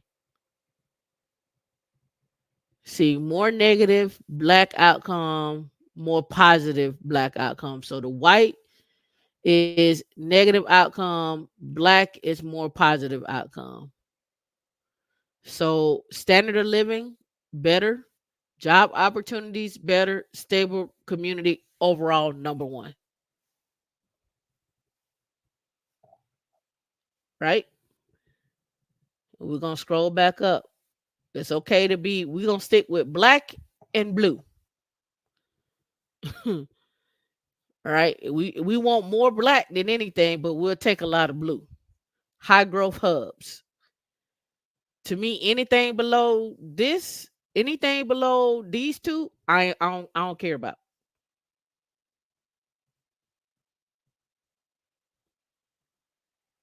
Right? High growth hubs. Financial stability not so great. It gets worse though when we start talking about stable, secure homes. However, job opportunities is at 3. That's okay. That means you got some room to grow. But if you start looking at the mega cities, job opportunities is great. Standard living is a 5, but your financial stability ain't it's not that great. And when you want to talk about connectivity, it's down here to 13. It's in the white. More negative outcome. But you good at developing skills, but what good if your financial stability is not that great? And if we talking about across the board here, 13s, 12s, stable cities, 10, mega cities a 6, you got a better outcome up here. Your best outcome is not in the mega city. It is not in Dallas. It is not in Houston. It is not in those places. I, I didn't, but we know this. You know what's crazy about it? We know this.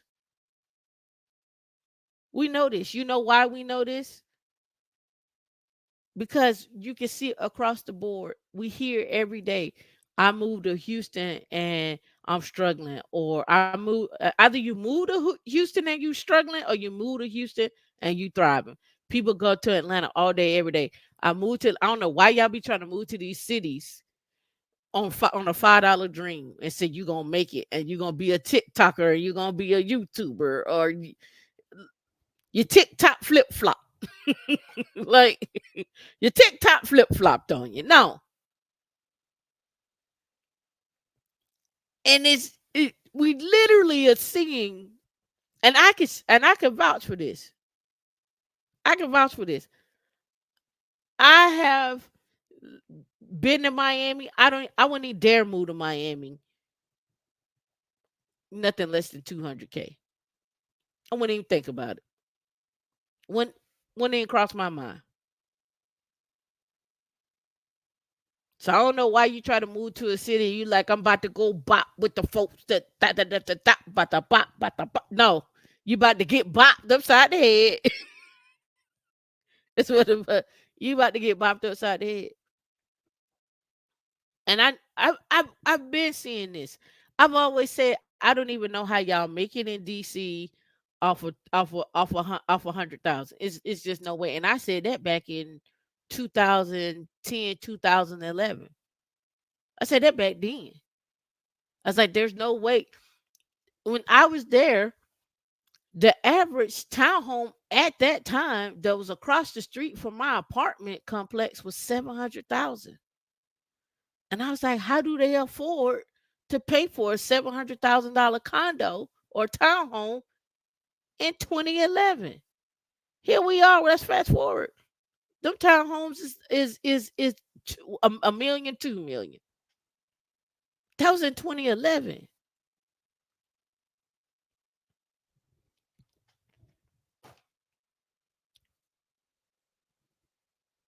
How y'all making it? My apartment that I had moved to, when I moved out of my apartment, the apartment that I had moved to was 2,300 a month. It was 2,300 a month. That didn't include utilities. If you go out to Chantilly 2017, 2018, they were building them townhomes, 3 stories with an elevator and a rooftop, and they were 700,000 in Chantilly and Ashburn. That was in 2017, 20. You can't tell me about these cities. I've lived in them cities. You can't, and that you can tell me about none of them. I know what the cost of living is like. I know how much money y'all spending. And when I say, and this is the thing, y'all that crack me up. People like, no, you can make it. I don't want to damn make it. I want to thrive. I don't want to have to. We had to save up to go on that cruise. We ain't gonna get that money saved up for another 3 years, and then we go on a cruise. Nah, every major city is the same. Look, get to the 200,000 mark. Stop listening to these folks. All right, and that's it. This one says the 7 community profiles shown above are the home to 90% of all Black U.S. residents and the focus of this research. 90%. And 30% of y'all live in these mega cities. And all you got is developing skills, rank number 6. You okay with mediocre. Your financial stability ain't that great. Your standard of living is Job opportunities is popping. Will you live long, healthy lives? Yeah. But I take a 4 over a 3 if my financial stability is going to be better. Right? I got to bring it down because it's something on that particular thing that they're showing there. All right, so now this one it says our full rankings include community profile where black residents are underrepresented. So now they're gonna show where they're underrepresented. Oh, I hate this. I'm just have to read it to you because I can't. I when I go make it bigger, it just don't do me no good. All right, so here the overall rank they got small powerhouses is is number 3, right? And then number 4 is college centric towns. So college centric towns beats independent economies and the mega cities, right? So one is the urban preferee, the high growth hubs. 3 is small powerhouses and college centric towns. The small powerhouses are where black people are underrepresented, and college centric towns are also where black people are underrepresented. And those locations are the places that are where black people uh, can go in and start thriving and get the best bang for their buck. If we look across here, like I say, I take blues over whites. I'm sticking with blacks and blues. 1, 2, and 3. High growth hubs, urban periphery, and small powerhouses. If you want to live in a college town, cool. Right? It says the nation's suburbs and exurbs have the highest overall black outcome scores. They come out on top as runner up across 7 of our 8 aspirations, including leading in the metrics such as median household income of 79,000. Workers in management roles, 36%, life expectancy of 78, a bachelor's degree attainment of 29%, but less than 12% of Black Americans live in urban periphery, 5%, 5 percentage points lower than the share of the total U.S. population. The second overall Black outcome scores are high growth hubs such as Las Vegas and Seattle. Yet, just over 6% of Black Americans live in these economically dynamic communities. Underrepresentation is notable in places like San Jose and Silicon Valley and Austin, Texas, where high wage tech jobs are concentrated. While these places produce relatively high overall Black outcomes, the cost of living lowers their ranking for financial stability and housing. Black Americans are overrepresented in 2 hubs and 2 urban community profiles, more than 30% in mega cities such as overrepresented in Atlanta, Chicago, Houston, Los Angeles, New York, Philadelphia, and DC. That's where we live at. And all y'all do is complain about where you live at. And y'all date the same people in them same circles. You dating the same people in the same circles. Y'all dating in circles. You dating the same people. DC is not that big. Atlanta is not that big.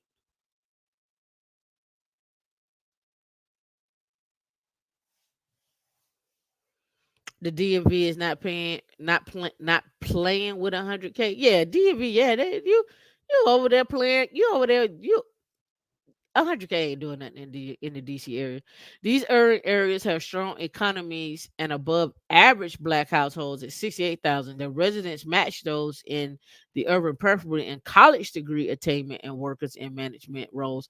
But the mega cities also have high cost of livings reflected in the highest shares of Black residents and long commutes and outsized rent burdens 51%.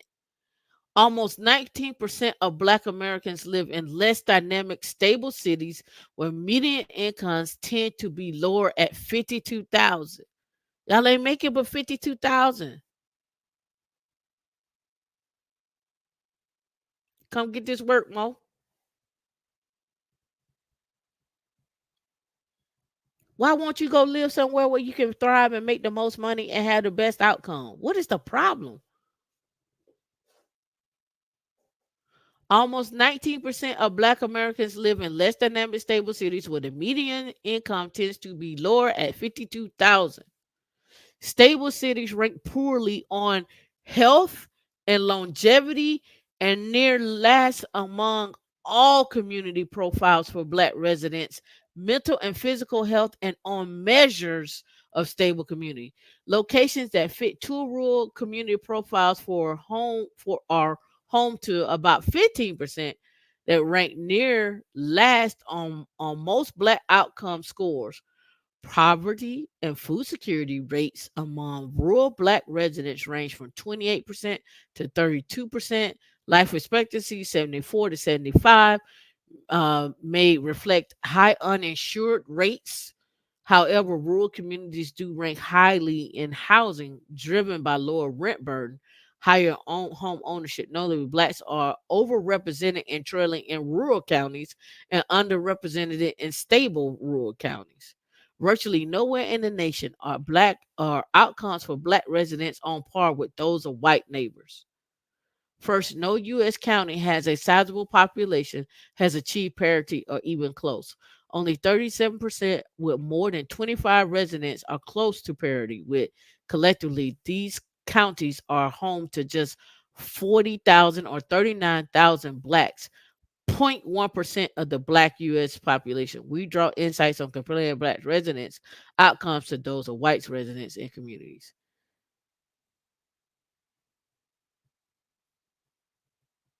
All the Black residents, and then it says approximately 40,000 Black residents. And it's got that one little dot.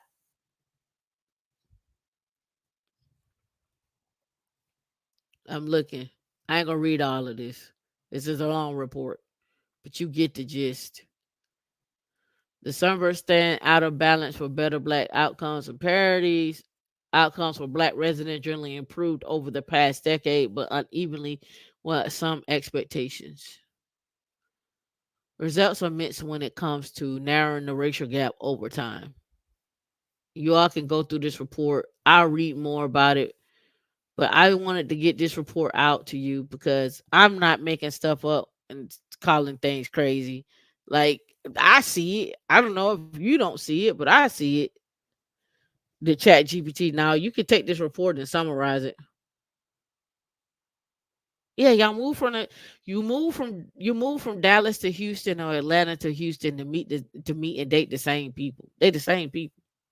Y'all date in circles. You date in circles. That's obvious, right? Now the Bloomberg joint, it says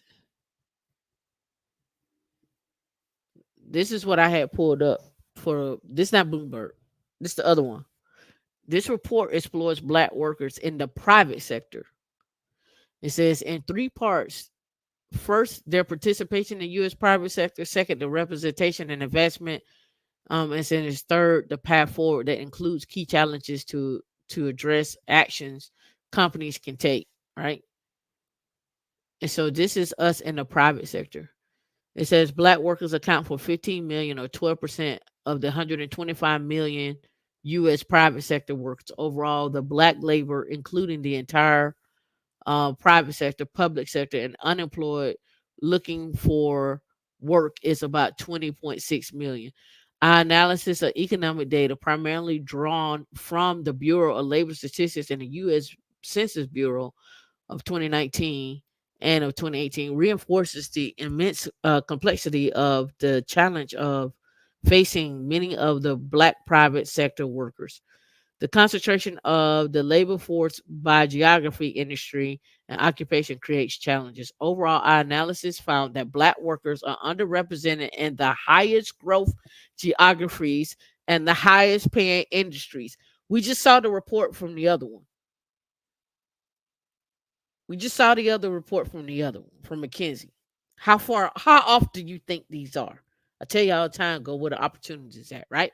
All right, so it's the highest growth geographies and the highest paying industries. Meanwhile, they're overrepresented in the low growth geographies and in the front line, which tend to pay less. 60% of the black labor force live in southern states. We just saw that. We know that. And we know that we're not thriving in those mega cities. We see that. We know that.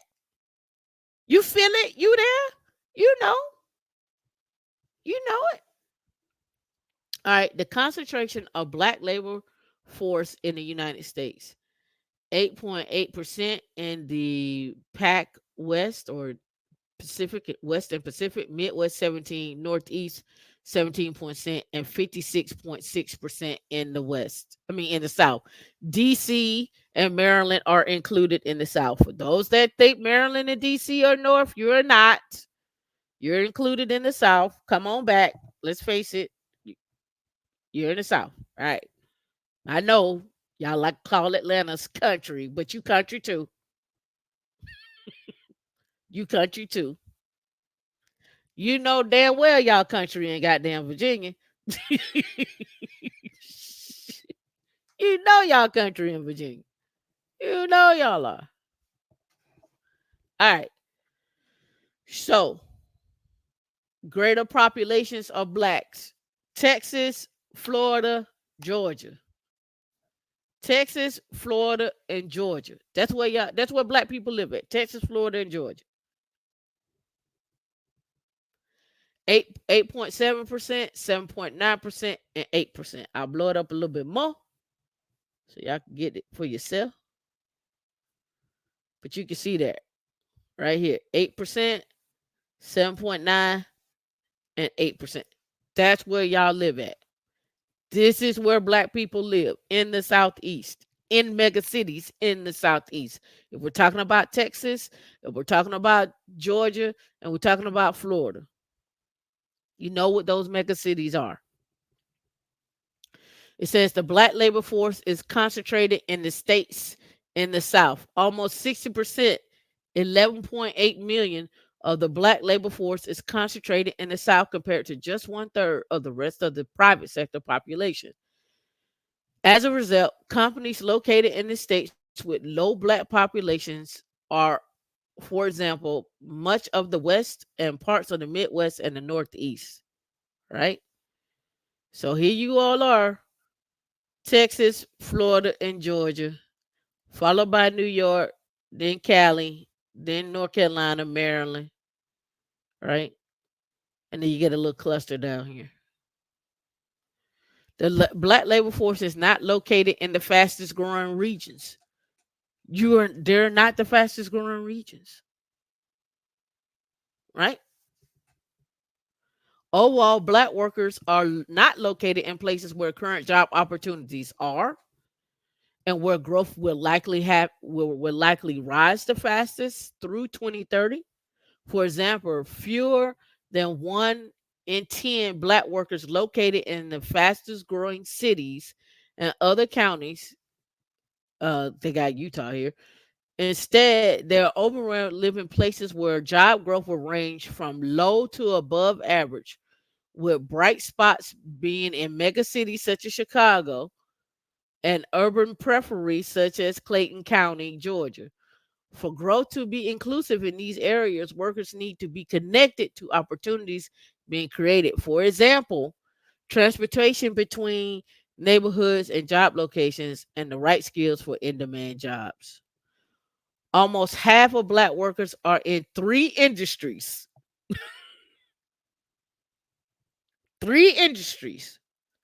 right? With a large frontline presence, with a significant underrepresentation, especially in high growth and highway industries. Our analysis found 45% of the private sector, approximately 6.7 million, work in three industries: healthcare, retail, and food service.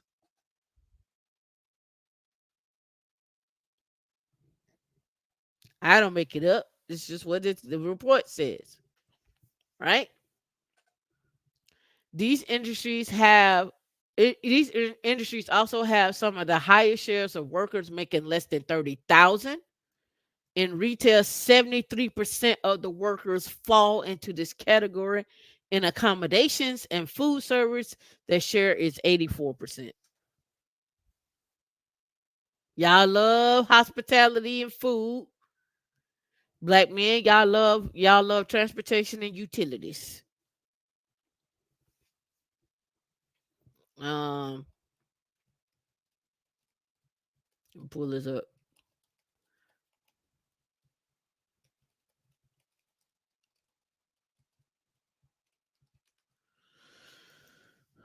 Mm-mm, mm-mm, mm. Right here. Employed black men were more than likely, and this came out for 2020.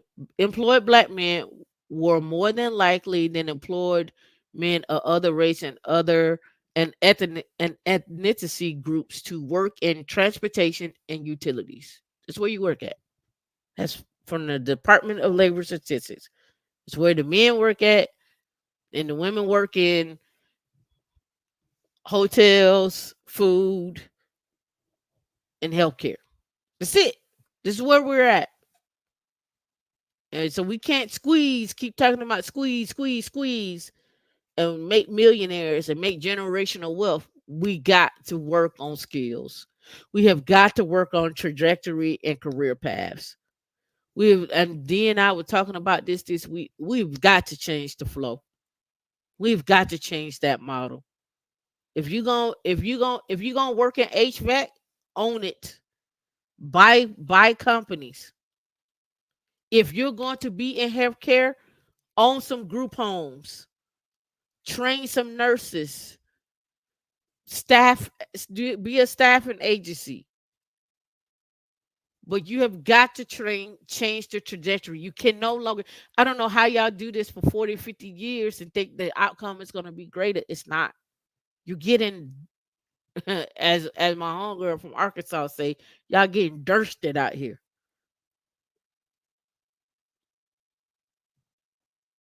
Yeah, AI is taking on a lot of these industries. Let's go back. Um, let's go here. Black workers are concentrated in lower paying service industries. Lower paying service industries. Let me pull this back down so I can see, because we need to see what that looks like. All right. See, if I click on Asian and we see accommodation and food service and retail, I guess the blue would be the Asian. If I click on black, we see we're in retail, we're in healthcare, transportation. We're not in administration like that, and food service. Hispanic, retail. Look at healthcare. I mean, look at transportation and administration. And if we go white, healthcare, transportation. Look at that.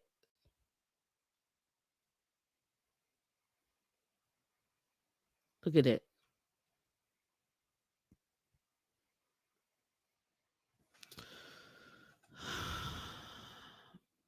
More black workers are in jobs with less opportunity for advancement.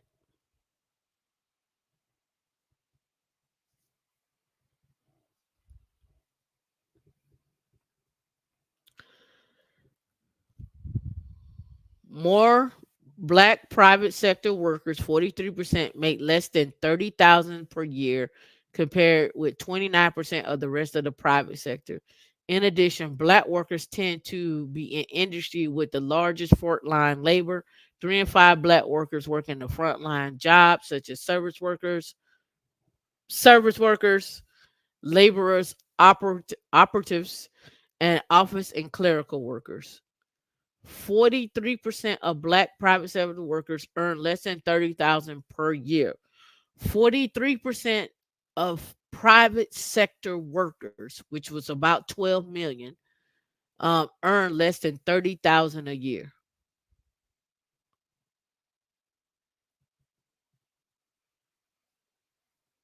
And I'm going ahead and just assume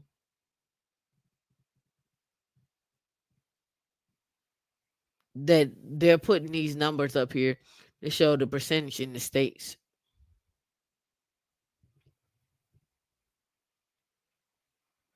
It says workers earning less than 30,000 per year by race, each of and percentage of each race. So I click on black. I'm gonna go to Texas.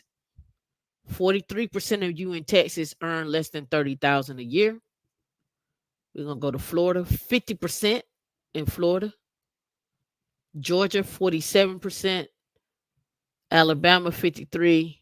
Mississippi 61. We go to North Carolina 51. Virginia 42. We get a little lighter when we get to Maryland, 33%. 42 in Pennsylvania. You can click around, 30% and 31% in New York. We got here to Cali, 27. We go to Oregon, 29. We go to Seattle, 16%. But we don't want to live out there.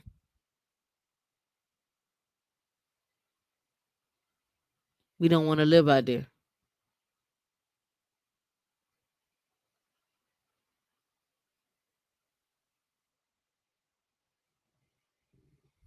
right? Black workers are the highest risk of disruption for automation. I talked about this already. Automation will prove disruptive to the labor force in the years to come, but its impact won't be evenly distributed. For example, one third of the black workers are in occupational groups such as production work, food service, and office support, which are heightened risk of losing their jobs to automation. More encouraging trend health aides is the occupational group with the highest expected growth through 2030. And these occupations are disproportionately filled with black workers. Job prospects are marked differently for black and white workers with similar backgrounds. Black workers face higher hurdles to gainful employment than they do the rest of the labor force, creating stark disparities. For example, the employment rate of black workers with some college or an associate degree are similar to the total population of workers who have a high school diploma. The black experience in the workplace findings for participating companies. We know about this. I don't want to talk about this. I want us to get more skills, but we know.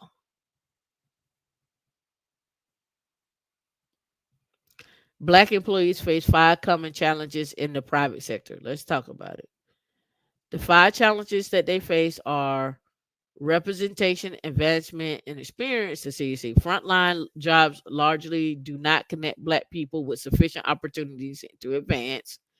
Entry level jobs are a revolving door, and black employee attrition is high, which is why I always say, let's get you past the help desk.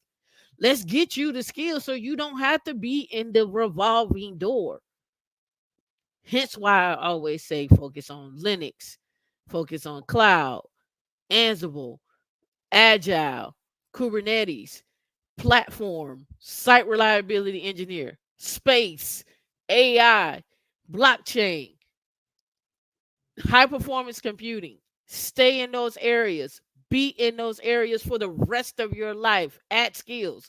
You will make over 100,000. You will make over 200,000. Imagine if you came out of college and you were 21 and someone told you this and you got a job at 21 and you made $100,000 and over your lifetime you made this call it an even 120 for 30 years. And I'm not saying that you're not going to go past that. I'm just saying imagine the possibilities that you have been making over $100,000 for the rest of your life. It changes the conversation that you have with your spouse, the conversation you have with your friends changes. The investment opportunities changes. You can't tell me it doesn't.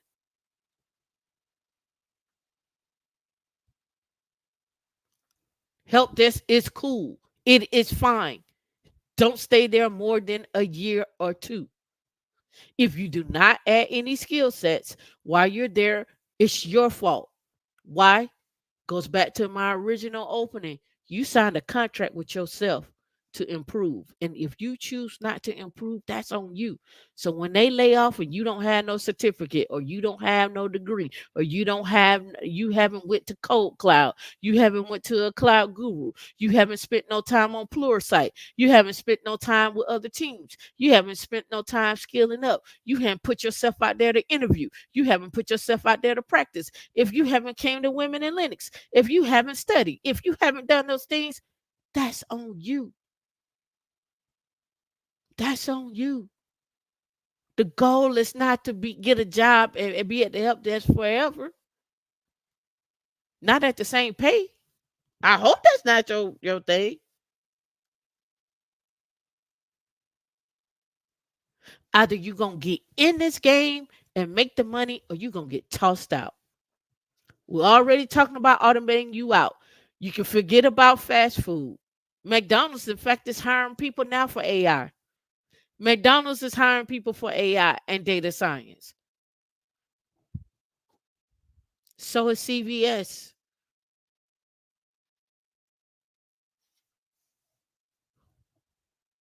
Sit on the sidelines and watch us do work.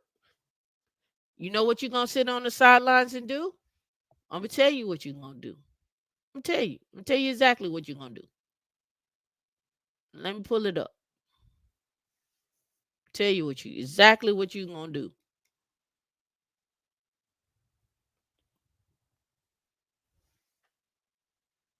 You're gonna do this. You're gonna live in these mega cities and you're gonna get this UBI that they're gonna be giving out. You're gonna get this universal basic income, that $1,000 that they're gonna be giving out to everybody. That's what you're gonna get.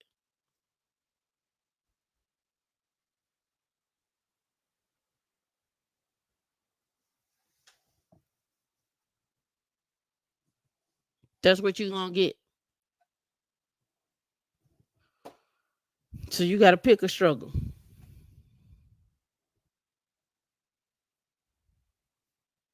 Thank you for referring down to earth and be study. Study a little bit. Don't study too long. Take the test. If you fail, it's okay. You know what's on it though. Right? It says black employees make up 12% of the entry level employees. While hiring has been affected, the higher attrition of black employees, they are leaving their jobs more often than their white counterparts at almost all levels. Reduces the number of black candidates available for promotion. Black employees account the broken rung from entry level jobs to managerial jobs. Black employees account for 7% of managers. This broken rung and the higher than expected attrition rates in the pipeline significantly limit the representation and the subsequent levels of the company. Now, let's talk about this. I think you all need to put it in your repertoire to go take a leadership class. Step up and be a leader on a meeting. Step up and be a leader on an event or a group at your job. You all are like, this is my favorite thing right here. I love these TikToks and stuff that I come across. But it's like this is it be my favorite thing here. Them people at the job ain't your friend. Them people at the job ain't your such and such and such. And why you over there, my favorite thing, doing all that for them and acting white? No, no, no, no. No, no, no. No, no. Need to change the mindset. The mindset is this is my opportunity to practice. This is my opportunity for me to get into a position where I can look and see how they do things. This is my opportunity to fail. It is my opportunity to learn. Now I can take what that and then go implement that in my own business. I can go implement what I've taken and learned and go implement and show others how to do it, right? That's where it comes in. Yep, I talked about that last night, Righteous One. Fast enough, I need to do a course on the intro statistics for accounting and ML. I thought about it. Yep, they're definitely going to be giving UBI in Georgia. All the mega cities are going to get UBI. They've already started practicing it. They've already started. I've been collecting articles on this 17 million, 14 million, 20 million. They've already deemed these cities. They have already predicted that they're going to automate you out the job. They've already predicted that you're going to be living broke. That's why these reports are coming out. They already done told y'all what they're going to do with you. They already told you they're gonna give you $1,000. They already told you you don't have skills to get employed and stay employed, and we already know that you're gonna be asking for a handout. So before you do, we're gonna go ahead and set you up. We know you're not gonna move. We know that. We know if you move, you're gonna move to the same cities that look the same. They got the same things. They do the same things. We already know y'all gonna go to trap bingo. We already know that y'all gonna set up a car wash. We already know that y'all gonna set up a restaurant that's gonna serve some chicken wings, some catfish, some collard greens, some macaroni and cheese. We already know you're gonna have some hot wings. We already know you're gonna have some grits. We already know you're gonna serve us some turkey legs. We already know you're gonna have a little steak and some lamb chops and some specialty drinks. We already know that. We already know you're gonna charge us $40 to get in after 6 or 7. We already know you're gonna shut down before 4 or 7, and you're gonna open up and you're gonna have a live band. We already know you're gonna serve us some Kool-Aid and some vodka. We already know you're gonna charge us $40 for the VIP section. We already know you're gonna have a section in there that's gonna charge you $500, and you're gonna bring us out Kettle One, and you ain't gonna have no Tito's. And if you do have some Tito's, we already know you're gonna do that. We already know you're gonna charge us to get into the parking lot. We already know that's gonna be $40 to do that. We already know we gotta make reservations. We already know that you're gonna charge us that.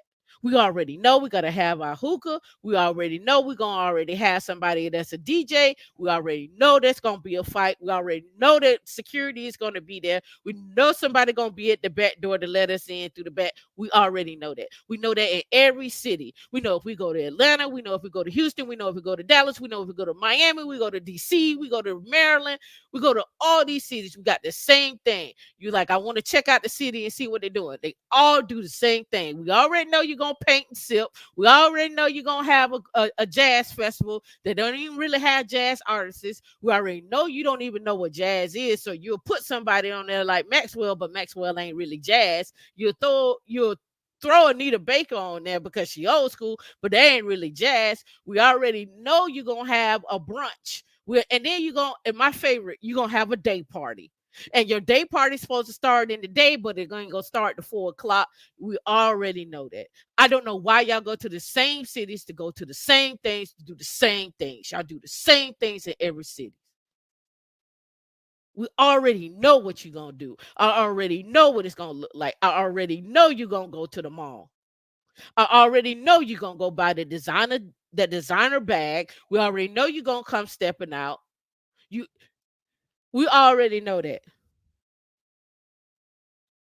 I already know you're gonna have a Mercedes, a Lamborghini. I know you're gonna have a G wagon. We already know you're gonna have the latest and greatest charger. We already know we're gonna have a demon out there. We already know we're gonna have an SRT. We already know you're gonna have that. We already know what's gonna be at the pull up. We already know we're gonna see the Rolls Royces. We already know we're gonna see all of that. But yet still we go to the same city. We want to do the same thing every time. We already know you're gonna have a cigar lounge. We already know that. What are you gaining? What did you learn about this spirits? What have we garnered? What have we garnered here? What what are we doing? What are we doing? We know that. I'm just asking. The stats say you ain't making but 30,000. The stats say you broke. How many more chicken wings can you buy a different way? Gold dollar chicken wings, silver dollar chicken wings. Let me not forget. Let me not exclude. We already know the Jamaicans gonna be there. We already know you're gonna have a jerk cut. We already know you're gonna have some jerk chicken. We already know you're gonna have some cabbage. Let me not forget my African brethren. Let me not forget you. We already know we're gonna have an Ethiopian spot. We already know I already know. In every city. I know, I know, I know. You want me to go try this restaurant, and you gonna say they be hitting though. They food be good, and I'm gonna be like chicken, chicken wings, some steak, some rice, something. The same things. We it's the same things. It is no different experience. Get me some oxtails, exactly. Lamb chops, yes. Festival, yeah, a seafood boil, a seafood platter. I know. I don't know about the bear. I don't know about the bear meat. Some red velvet cake, some chocolate cake, some cheesecake, some type of cookie, and some type of drink with a mixed drink. Somebody making a drink. It's the same. I know. D, you stupid sweet potato cheesecake. Don't forget the peach cobbler. I'm just saying. How many more times y'all gonna keep visiting these cities and get the same thing? You get the same thing. Oh, let's go over here. This place right here, they got vegan food. Okay. I'm gonna go to Slutty Vegan. Okay. I'm gonna go to this little vegan spot they got over here. Okay. We're gonna try this over. After a while, it just be like you just be like somebody just used it. They got something and they made some put some different seasoning on it. You right, D, chicken and waffles everywhere.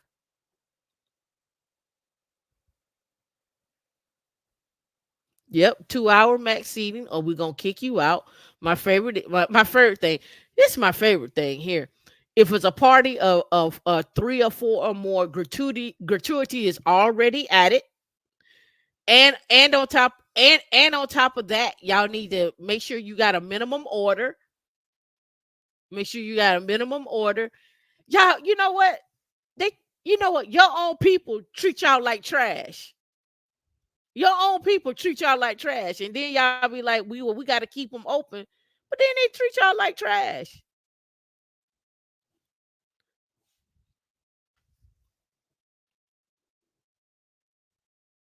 They treat y'all like trash. You go to go get your car, you go to get your car hand washed, or you go get your like if you pull up to go get your car hand washed, they be like, "Oh, you got dirt on there. It's extra to get the dirt out." No, it's the car is dirty. That's what you do. You wash it. Oh no, it's extra for the dirt. What you mean it's extra for the dirt? It's dirty. That's why I came. Oh no, you got dirt on there. It's gonna take us a lot longer to get it off. No, it's not. Soak that car down, let it sit for a couple of minutes, then come back and man, stop that. Oh, you got bugs on your car. Put the bug spray on there. Stop that. Stop that. You can't come in if you got tennis shoes on. Them look like tennis shoes. Me and D was trying to go to a spot in Tampa, and they was like, they can't come in here because they ain't got heels on. We can't come in because we ain't got heels on. We can't come in because we ain't got heels on. And I'm looking at these dudes walking in with some Air Force Ones. Girl, stop. We was like, keep that. We good. You can't come in here, but he got on Air Force Ones. He got gold teeth in his mouth and he got his hat turned to the back. But I can't come in my sandals. Oh yeah, we can't do that. Girl, y'all ain't talking about nothing in here. He got on Air Force Ones. This one over here got on some skinny jeans, and they done ripped up in the back because he done tried to sit down and they too tight. What are you talking about? Then this one right here got his butt out because he got his pants hanging below his butt, but he got a belt on. But he trying to show that he got his Gucci on, and then he got his necklace on, and he's got his chain hanging. You know, like, stop it. Stop it. Yep, skinny jeans with the patches. If you ain't got the skinny jeans with the patches, they got on the. Oh, this T-shirt I got on. I paid $3,000 for this T-shirt. It don't say nothing. Ain't what's so special about the T-shirt? You could have got that from Walmart. Why you pay $3,000 for this T-shirt? Oh, my belt. My belt was $2,000. Why? Why is your belt $2,000? It's not holding up nothing. Why? Why do you have, lady? You are in this club that y'all paid $50 to get in. Excuse me, and you got a Birkin bag. Why? You paid $50 to get in. Y'all got a section, and you got a Birkin bag. What's the point? I don't want to bring my Birkin bag in here. I'm not bringing my Birkin bag in here. What is the point? Why y'all like this? Why is it everywhere? What is the purpose?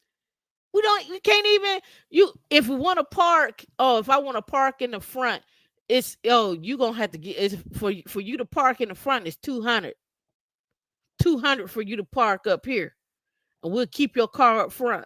No, I'm good. I don't need $200 to keep my car up front. That's a nice car, Miss Lady. You don't want that car parked back there in the back. Why? I got insurance. But I'm not gonna give you $200 to park it up front.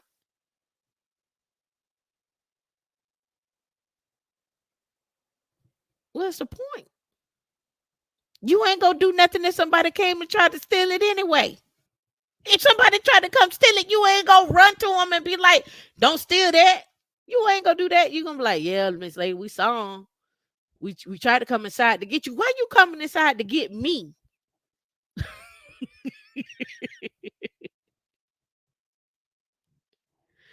Try to come inside to get me. You should park that up front.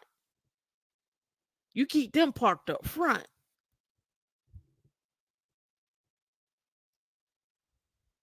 Then if it's not that, it's the clubs were notorious for this in Atlanta. Clubs in Atlanta were notorious for this.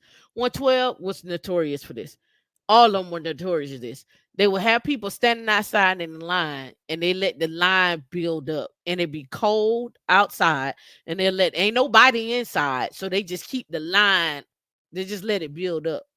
And then once the line build up, then they be like, oh yeah, let's start to let them in now. They still broadcasting on the radio. They still got the broadcast on the radio, and they're gonna let the line build up. And don't nobody want to stand in line when it's 20 degrees, 10 degrees outside. Because here we go. Ladies gotta go to the club. Y'all got your shoes on, you got your heels on, your toes is out.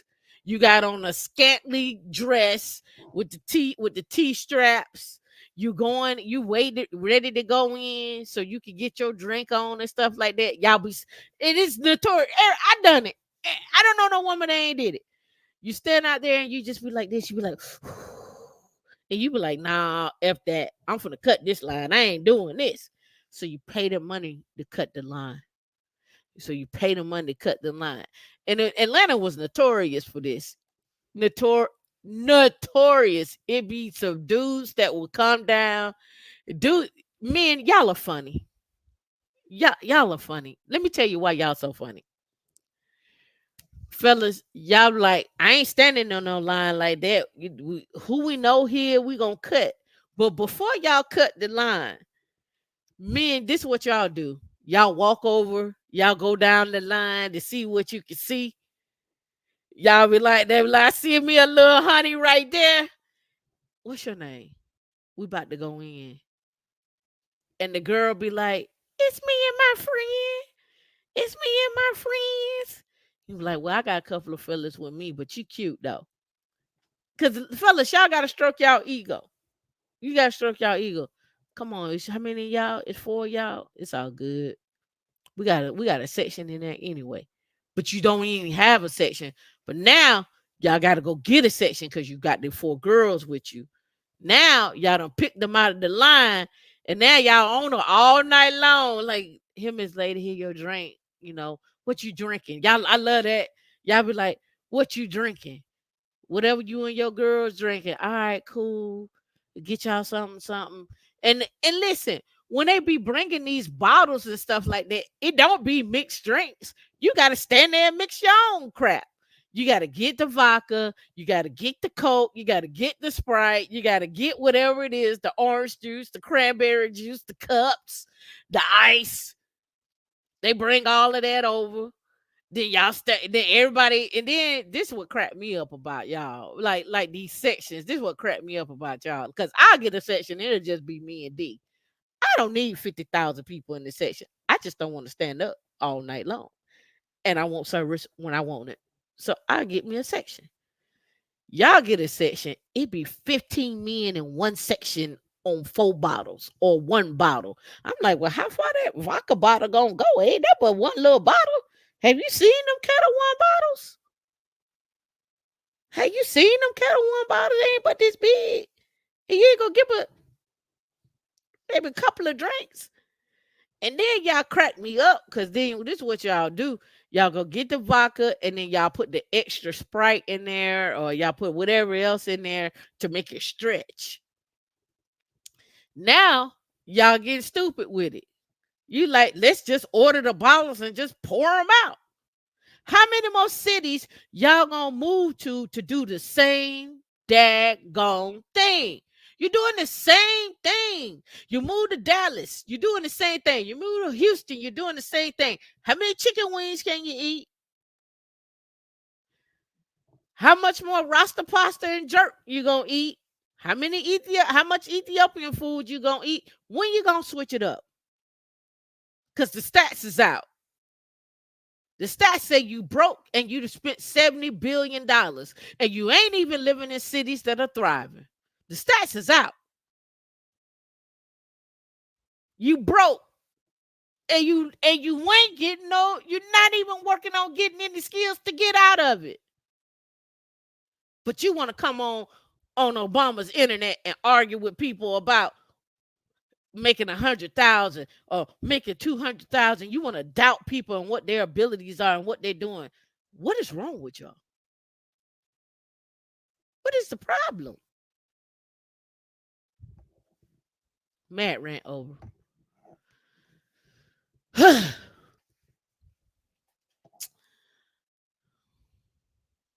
Trust, black employees, black sponsorship. Yeah, we got that. The path forward. Companies and other stakeholders will need to address key challenges to create opportunities. Higher unemployment for black workers are compared to the others. The geographic mismatches between black workers and the opportunities underrepresentation of black workers and faster growing, higher wage industries. Underrepresentation of black workers in higher wage jobs, underrepresentation of black workers in the most in demand jobs, disproportionate impact of technology and future of work trends on black workers, a double broken wrong with lower odds of advancement and higher attrition for frontline and entry level, 8, low black representation in executive levels, a trust deficit among black employees toward their companies, and lack of managerial sponsorship and ally for black employees. I don't need to read no more of this. I know what the problem is at. I know where it's at. I know how to fix it. At least I got part of the problem fixed. I got part of the problem fixed. I know how to fix part of the problem. You just got to get on board. You can't sit on the sidelines and talking about I'm finna go over here and do this thing. They told me if I go over here and do this, I earn 200. Listen, it's gonna take time, but here's the skills on how to get there. Here's the career path on how to get there. Here's the people who are already in place to get there. When I said this yesterday, and I've been saying this for a while, I am talking about being elite. I am talking about creating assassins and killers. I am talking about you're able to look at a company's portfolio and what they need and understand how to help them get to where they need to go. And it's not you ain't gonna do this by yourself. It's gonna have to be other people that show you other things to look at, things you may have missed. Take some leadership classes, take some agile classes, understand what an MVP is, understand what design thinking is, understand how to move and when to move. You need to be lethal. I'm not telling you this because it ain't something that I haven't done. I'm telling you because I have done it and I understand how to do it, but we need more people doing it. Yes, you can go be a programmer. Yes, you can go be a prop engineer. Here's my thing, go do whatever it is you feel. I'm going to be over here on infrastructure doing infrastructure things, chilling, chilling. If you want to go out and make 2, 4, 5, 6, 7, 8 million, you can do that too. If you want to be a multimillionaire in 10 years, I show you how you can do it. You can do it W2. You want to be 1099? You want to be a consultant? You want to do a co-op? Sure, we can talk about it. Show you how to do it. But you got to get the skills, the right ones, and be strategic. If you're not going to do all of that, then this conversation was for nothing. These reports are going to keep coming out. They're going to be the same reports. They're going to talk about the same things. You're going to keep living in the same cities. You're going to keep eating the same food. You're going to keep going to the same clubs. You're going to keep dating the same people, getting the same outcomes. Either you in it or you're not. And if the people are in it and they thriving, let them thrive. Don't dog them out. Don't dog them because they thriving. If I hear one more person talking about ain't no way nobody can make $200,000 in tech, that's not even sustainable. It's not even sustainable. So then I had to go get the facts. I had to go get the facts, right?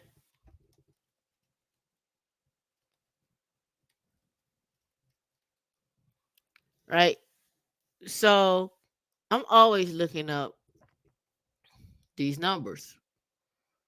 You can look at these date stamps that I've looked at this before. So world population, I'll go back to the other one.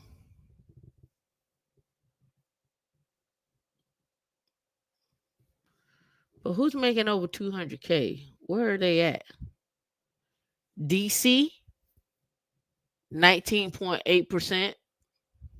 New Jersey, Massachusetts, most educated. Maryland, California, Connecticut, Virginia, Hawaii, and Washington State.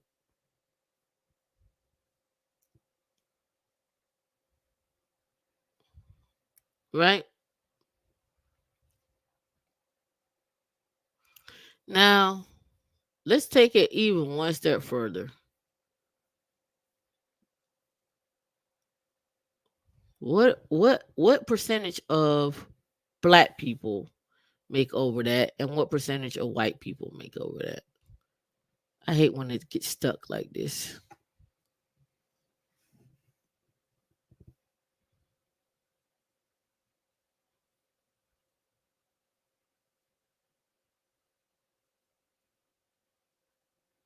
And this was in 2023.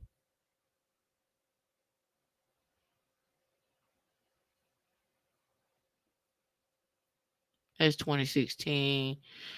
This is old. Oh no. I think the number comes out to be of white households, it comes out to be like 40 million make 200,000. And then if that's 40 million that make 200,000, that was the entire black population, right? That was the entire black population.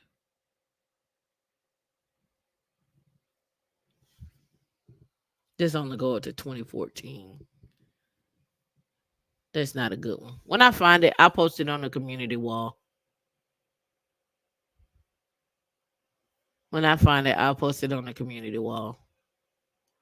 So you can see how many people make over 200,000.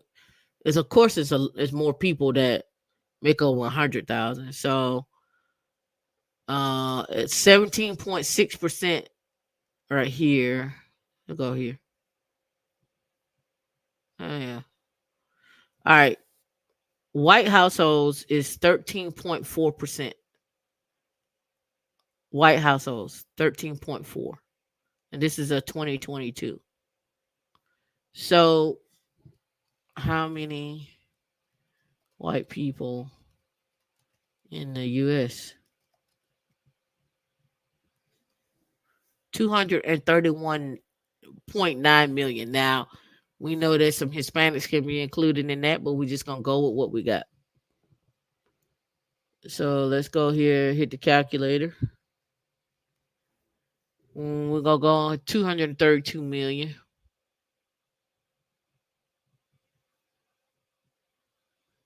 And we multiply that by, I just closed it. Didn't I? I did. Was it 13.9? So I'll say 14%. So that comes out to be about 32 point, I mean 32, yeah, 32.48.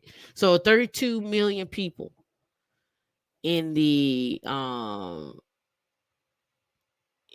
actual United States that are white. There's 32 million that make over 200,000. The total black population is 41.9 million or 42 million. So there is a percentage of us, if they're at 32, we can make it. That's just how I looked at it. Now, how can we make it? We're going to need more than 6,000 black people graduating every year with engineering degrees.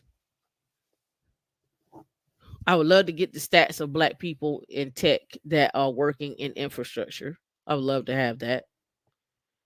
I would love to have, I like us in sales, but I really want people to have as much technical skill as they can. There's room in here for everybody.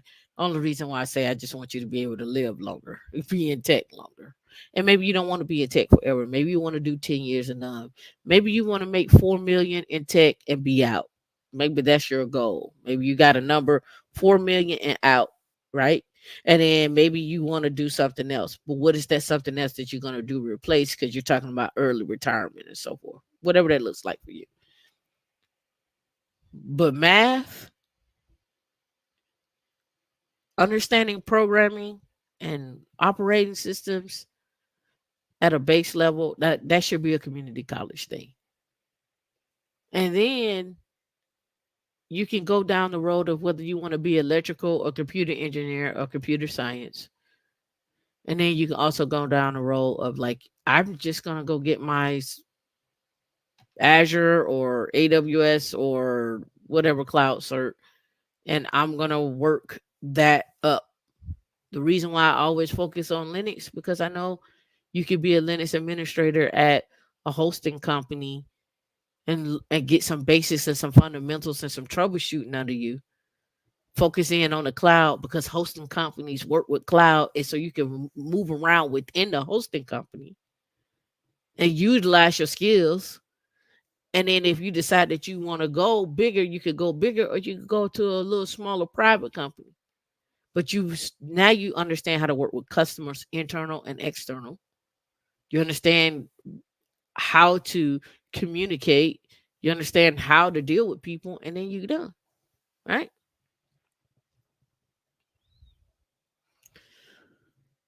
That's where I'm at. I had more, but we spent a lot of time on these things.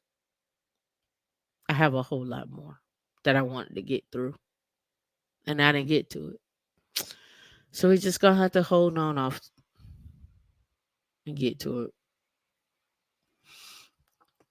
I don't even think it needs to be after school programs. I think it needs to be programs integrated in the school. I think the programs need to be integrated in the school in conjunction with. I think we need to um start focusing on trig, calculus, algebra, all that sooner than later. Um, the at least fundamentals of that. We need to also start focusing in on programming way earlier. I mean, like four, five, six early, right? Basic fundamentals there, including like the investment books. Like this is for teens, but I got one for kids too, right? That need to have that going. Um, because we're already talking about what. Let's be clear. We already don't like each other, right? Let's be clear. We we've already said we don't like each other, right? We've screamed that on this internet every day, right? Cool, fine. Black men don't like black women. Black women don't like black men. Even though we get married at 80% of the time, 80, I think it's 80 or 88%. Okay, fine, whatever. However, if you don't like me and I don't like you, that's fine. We don't have to like marry and be together, but we damn sure can work together. We can make this money, right? If I can get out here and make this money and we can all thrive, let's go. We should not be arguing about if she make 100 and he make 100. We should be like, oh, cool, you make 100. How did you do it? Let's guide this, that, and other. We should not be at this juncture where we can't even talk to each other about how to get to 200,000 or how to get to 500,000 or how to get to 4 million. Fine, you ain't got to date me. You ain't got to like me, but let's get this money. Because I guarantee you, in other cultures and other races, they don't like each other either. But they're not going to stop each other from making the money within their culture. Don't stop me from making money. I ain't going to stop you from making money. Let's make money. In order for the school system to be overhauled, there's gonna be some other things that has to happen there, right? That's right, Bitney, 4 million. My goal is 10 million. I've already showed how you can get to at least 2 million. That's about 2.5 million. I already showed you how you can do that. I already told you how to be strategic with your searches. 25 looking for companies that putting 25% away in your 401k. And I don't think this D, do you think this they understand that when I say that? I don't think they do when I be talking about it. I don't think they do. The 10 million is enough for right now for me. All right. So we're not talking about this. Let's go over this one. Well, you know what? Let me do it one more time. Y'all can go look at the episode, but mm, let me see if I can find it.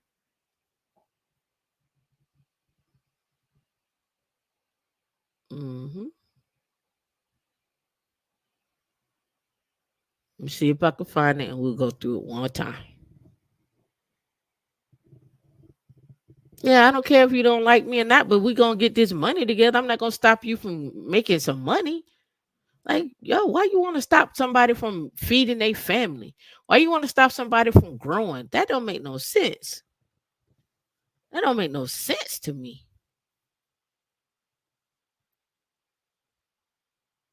All right.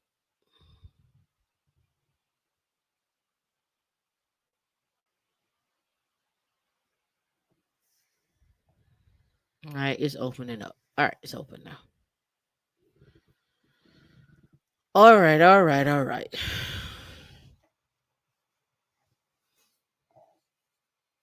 Good. 10%. Let's go. All right. So here's what I'm talking about being strategic with certain companies. There, and I did this on episode Tech Stocks and Jobs episode 124. What am I talking about? There are certain companies, and these are not the big companies. Some of them are big. Activision is one of them. But certain companies, I don't care if you roll over in your sleep and you just say, I'm not contributing nothing to my 401k. They're still going to contribute. Okay. They're going to put in the ones I'm talking about. Say your base salary is, let's go with your base salary of 200,000. All right.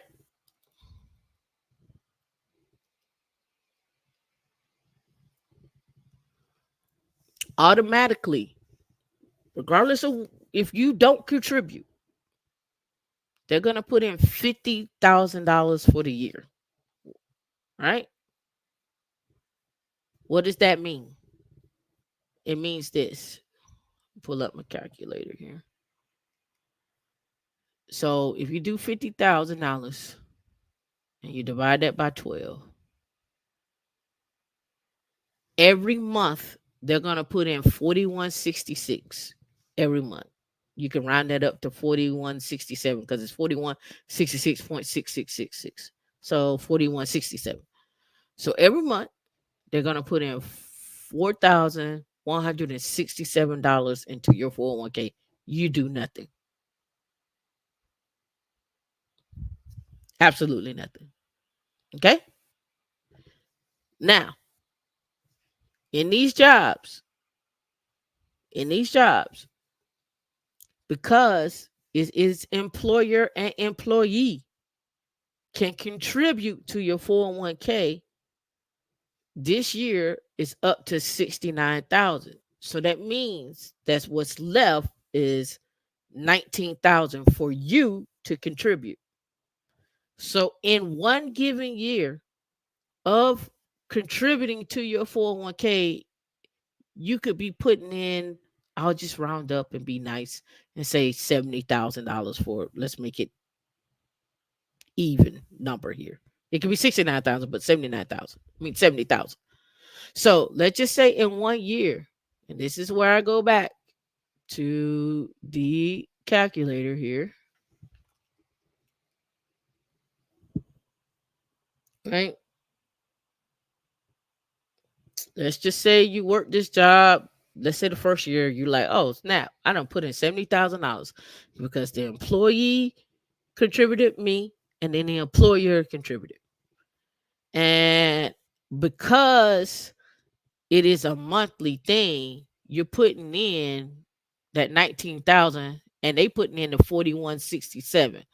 So 19,000 divided by 12 is 1583. Now add that to your 4167 and that comes out to 5750. So you getting 5750 put in every month. Let's say you stay there for, I don't know, 15 years, 10 years, whatever the case may be. Rate of return is about 8% on the stock market. Let's do a variance of two where it'll go 6, 8, and 10, right? And calculate that annually. All right, in 15 years, just in your 401k, because I'm not finished yet. Just in your 401k, in 15 years, put this on the big screen, D. In 15 years, you could be at 2 million at 8%. If it comes back, it's a 6% return. That'd be 1.7 and then or 2.5. But wait, there's more. Uh-huh. There's more. But because you put in this money right here, you see this money right here on line 12 and 13, right? Let's say you got PTO and your insurance coming out of this. Here's a thing that happens. If you don't use your PTO and you don't use all your money you have for insurance, guess what happens? These two numbers equal out to $50,000. So you get that money back every year.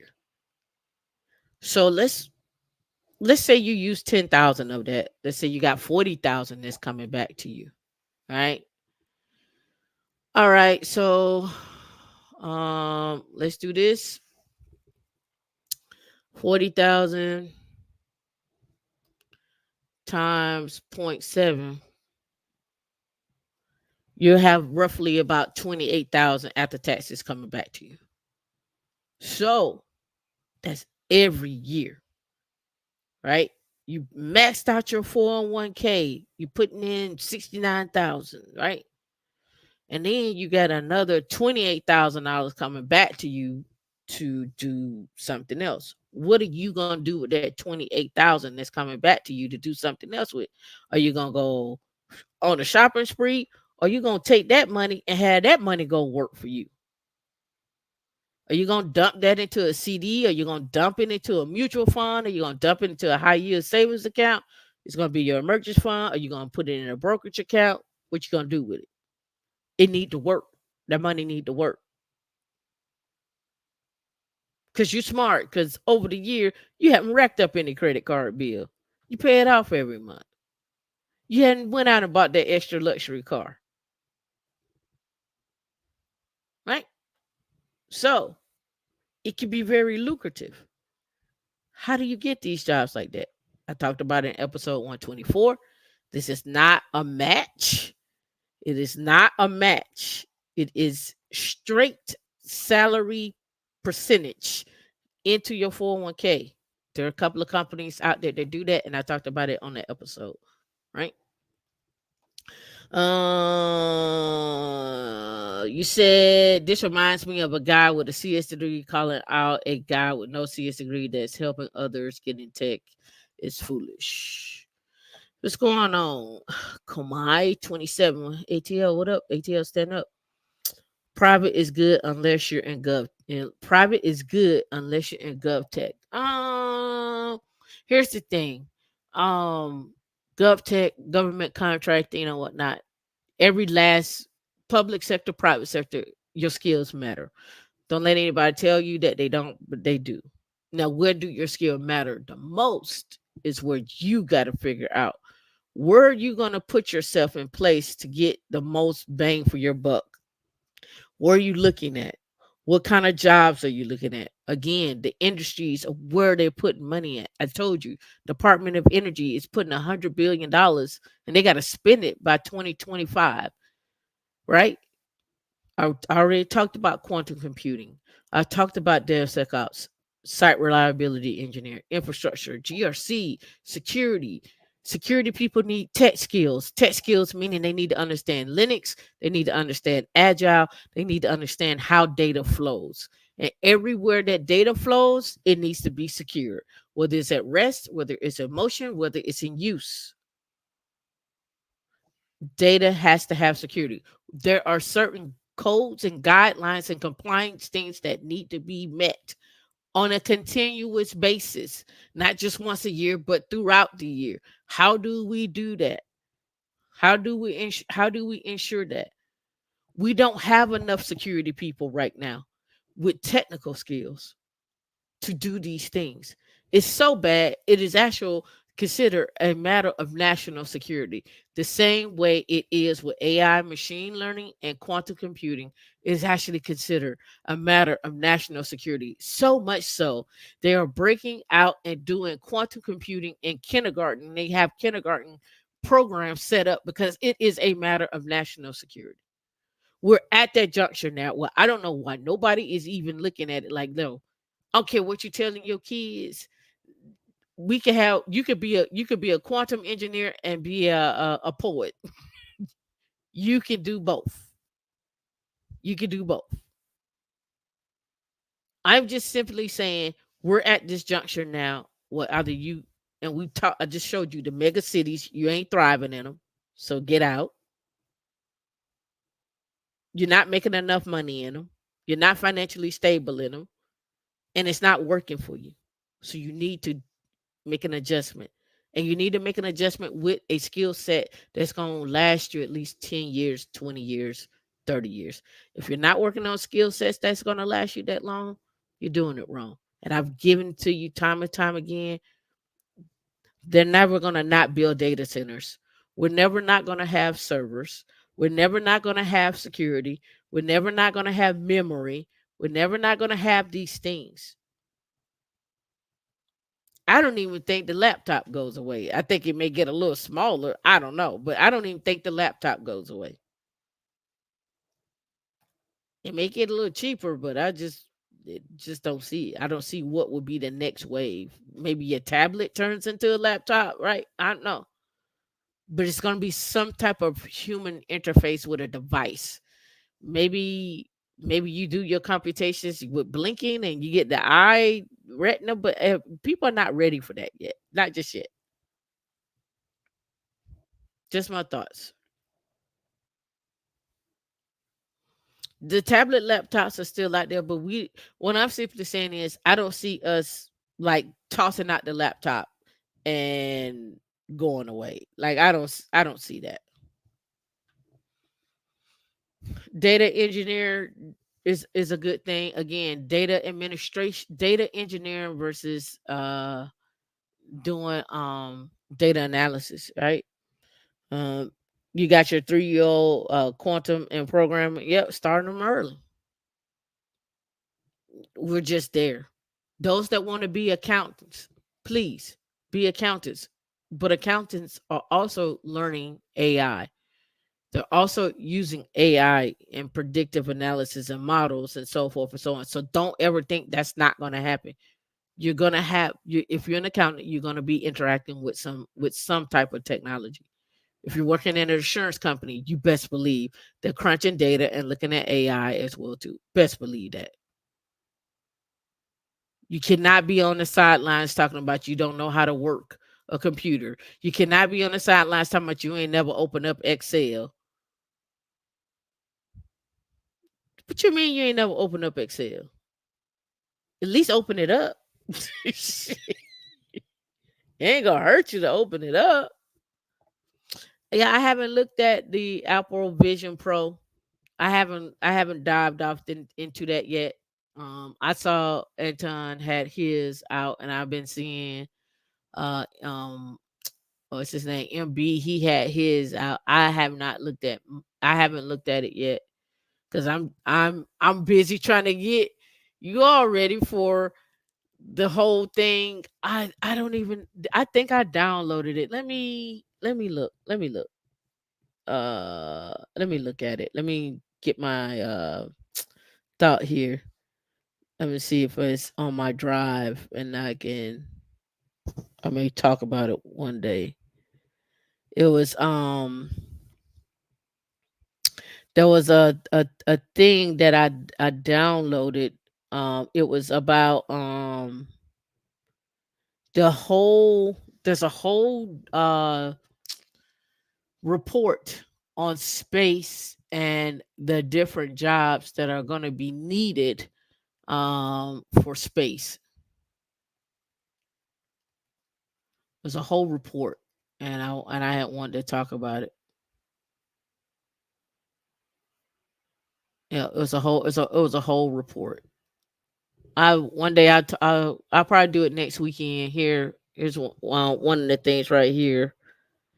Um, the whole space, the latest on the space hiring, the latest employment data hints at a space workforce hiring, and what that looks like. And they like the employment in the core of the U.S. space industry is at a 10-year high. And I keep telling y'all, like the money that's out there for space and high performance computing, and edge computing. Anybody that's making a car is using edge computing and AI, hands down. Anybody that's dealing with any type of tablet or phone or any type of health monitoring device, radio transmission, all those things, that's where we're at.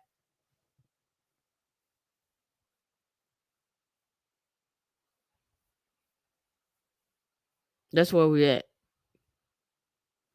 And if you're not on board, if you're not getting your friends on board, I don't know. I even see AI and chefs. It's not gonna be like AI. It's not gonna be a chef making a cookbook. They're just gonna use AI to make a cookbook and recipes, and then they're gonna call it their own, their IP. They're gonna do a little, add a little flair to it, and then the need to make cookbooks, that's gonna be gone. That's gonna be gone. Aren't they aligned? They're I think Amazon is allowing AI to make books and sell them on Amazon. And did y'all see that story?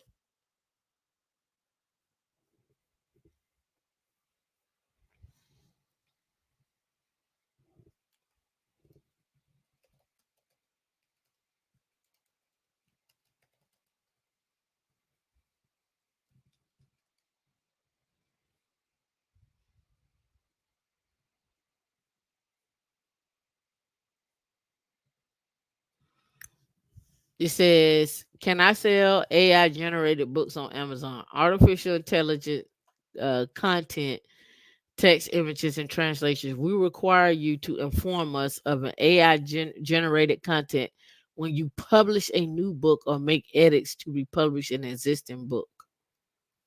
They're not stopping you.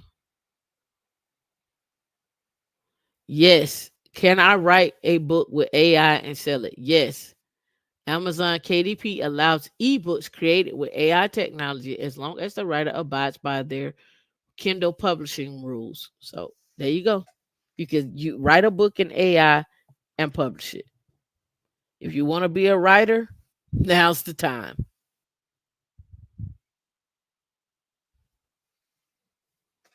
Now is the time. Yep, the autonomous tractors, the autonomous everything, lawnmowers. Those men out there that's cutting grass, that's gonna change. The lawnmower is gonna be big enough now where they gonna just take a perimeter shot. They already got the small one, right? But it's gonna get big enough and have a much longer charging time, where it's gonna be big enough where it's just gonna go out, cut the grass, return home, and then keep it pushing. You're gonna be like, oh, I just need to go out here and make sure it's okay. Like make sure it don't get scorched and burned. That's where we're at. All right, people. We've been on 3 hours and something. I had more. We can't go no more. I got things to do, people to see, places to go. Y'all better get out of them cities. They ain't doing you no good. Stop eating all that catfish. Y'all be safe.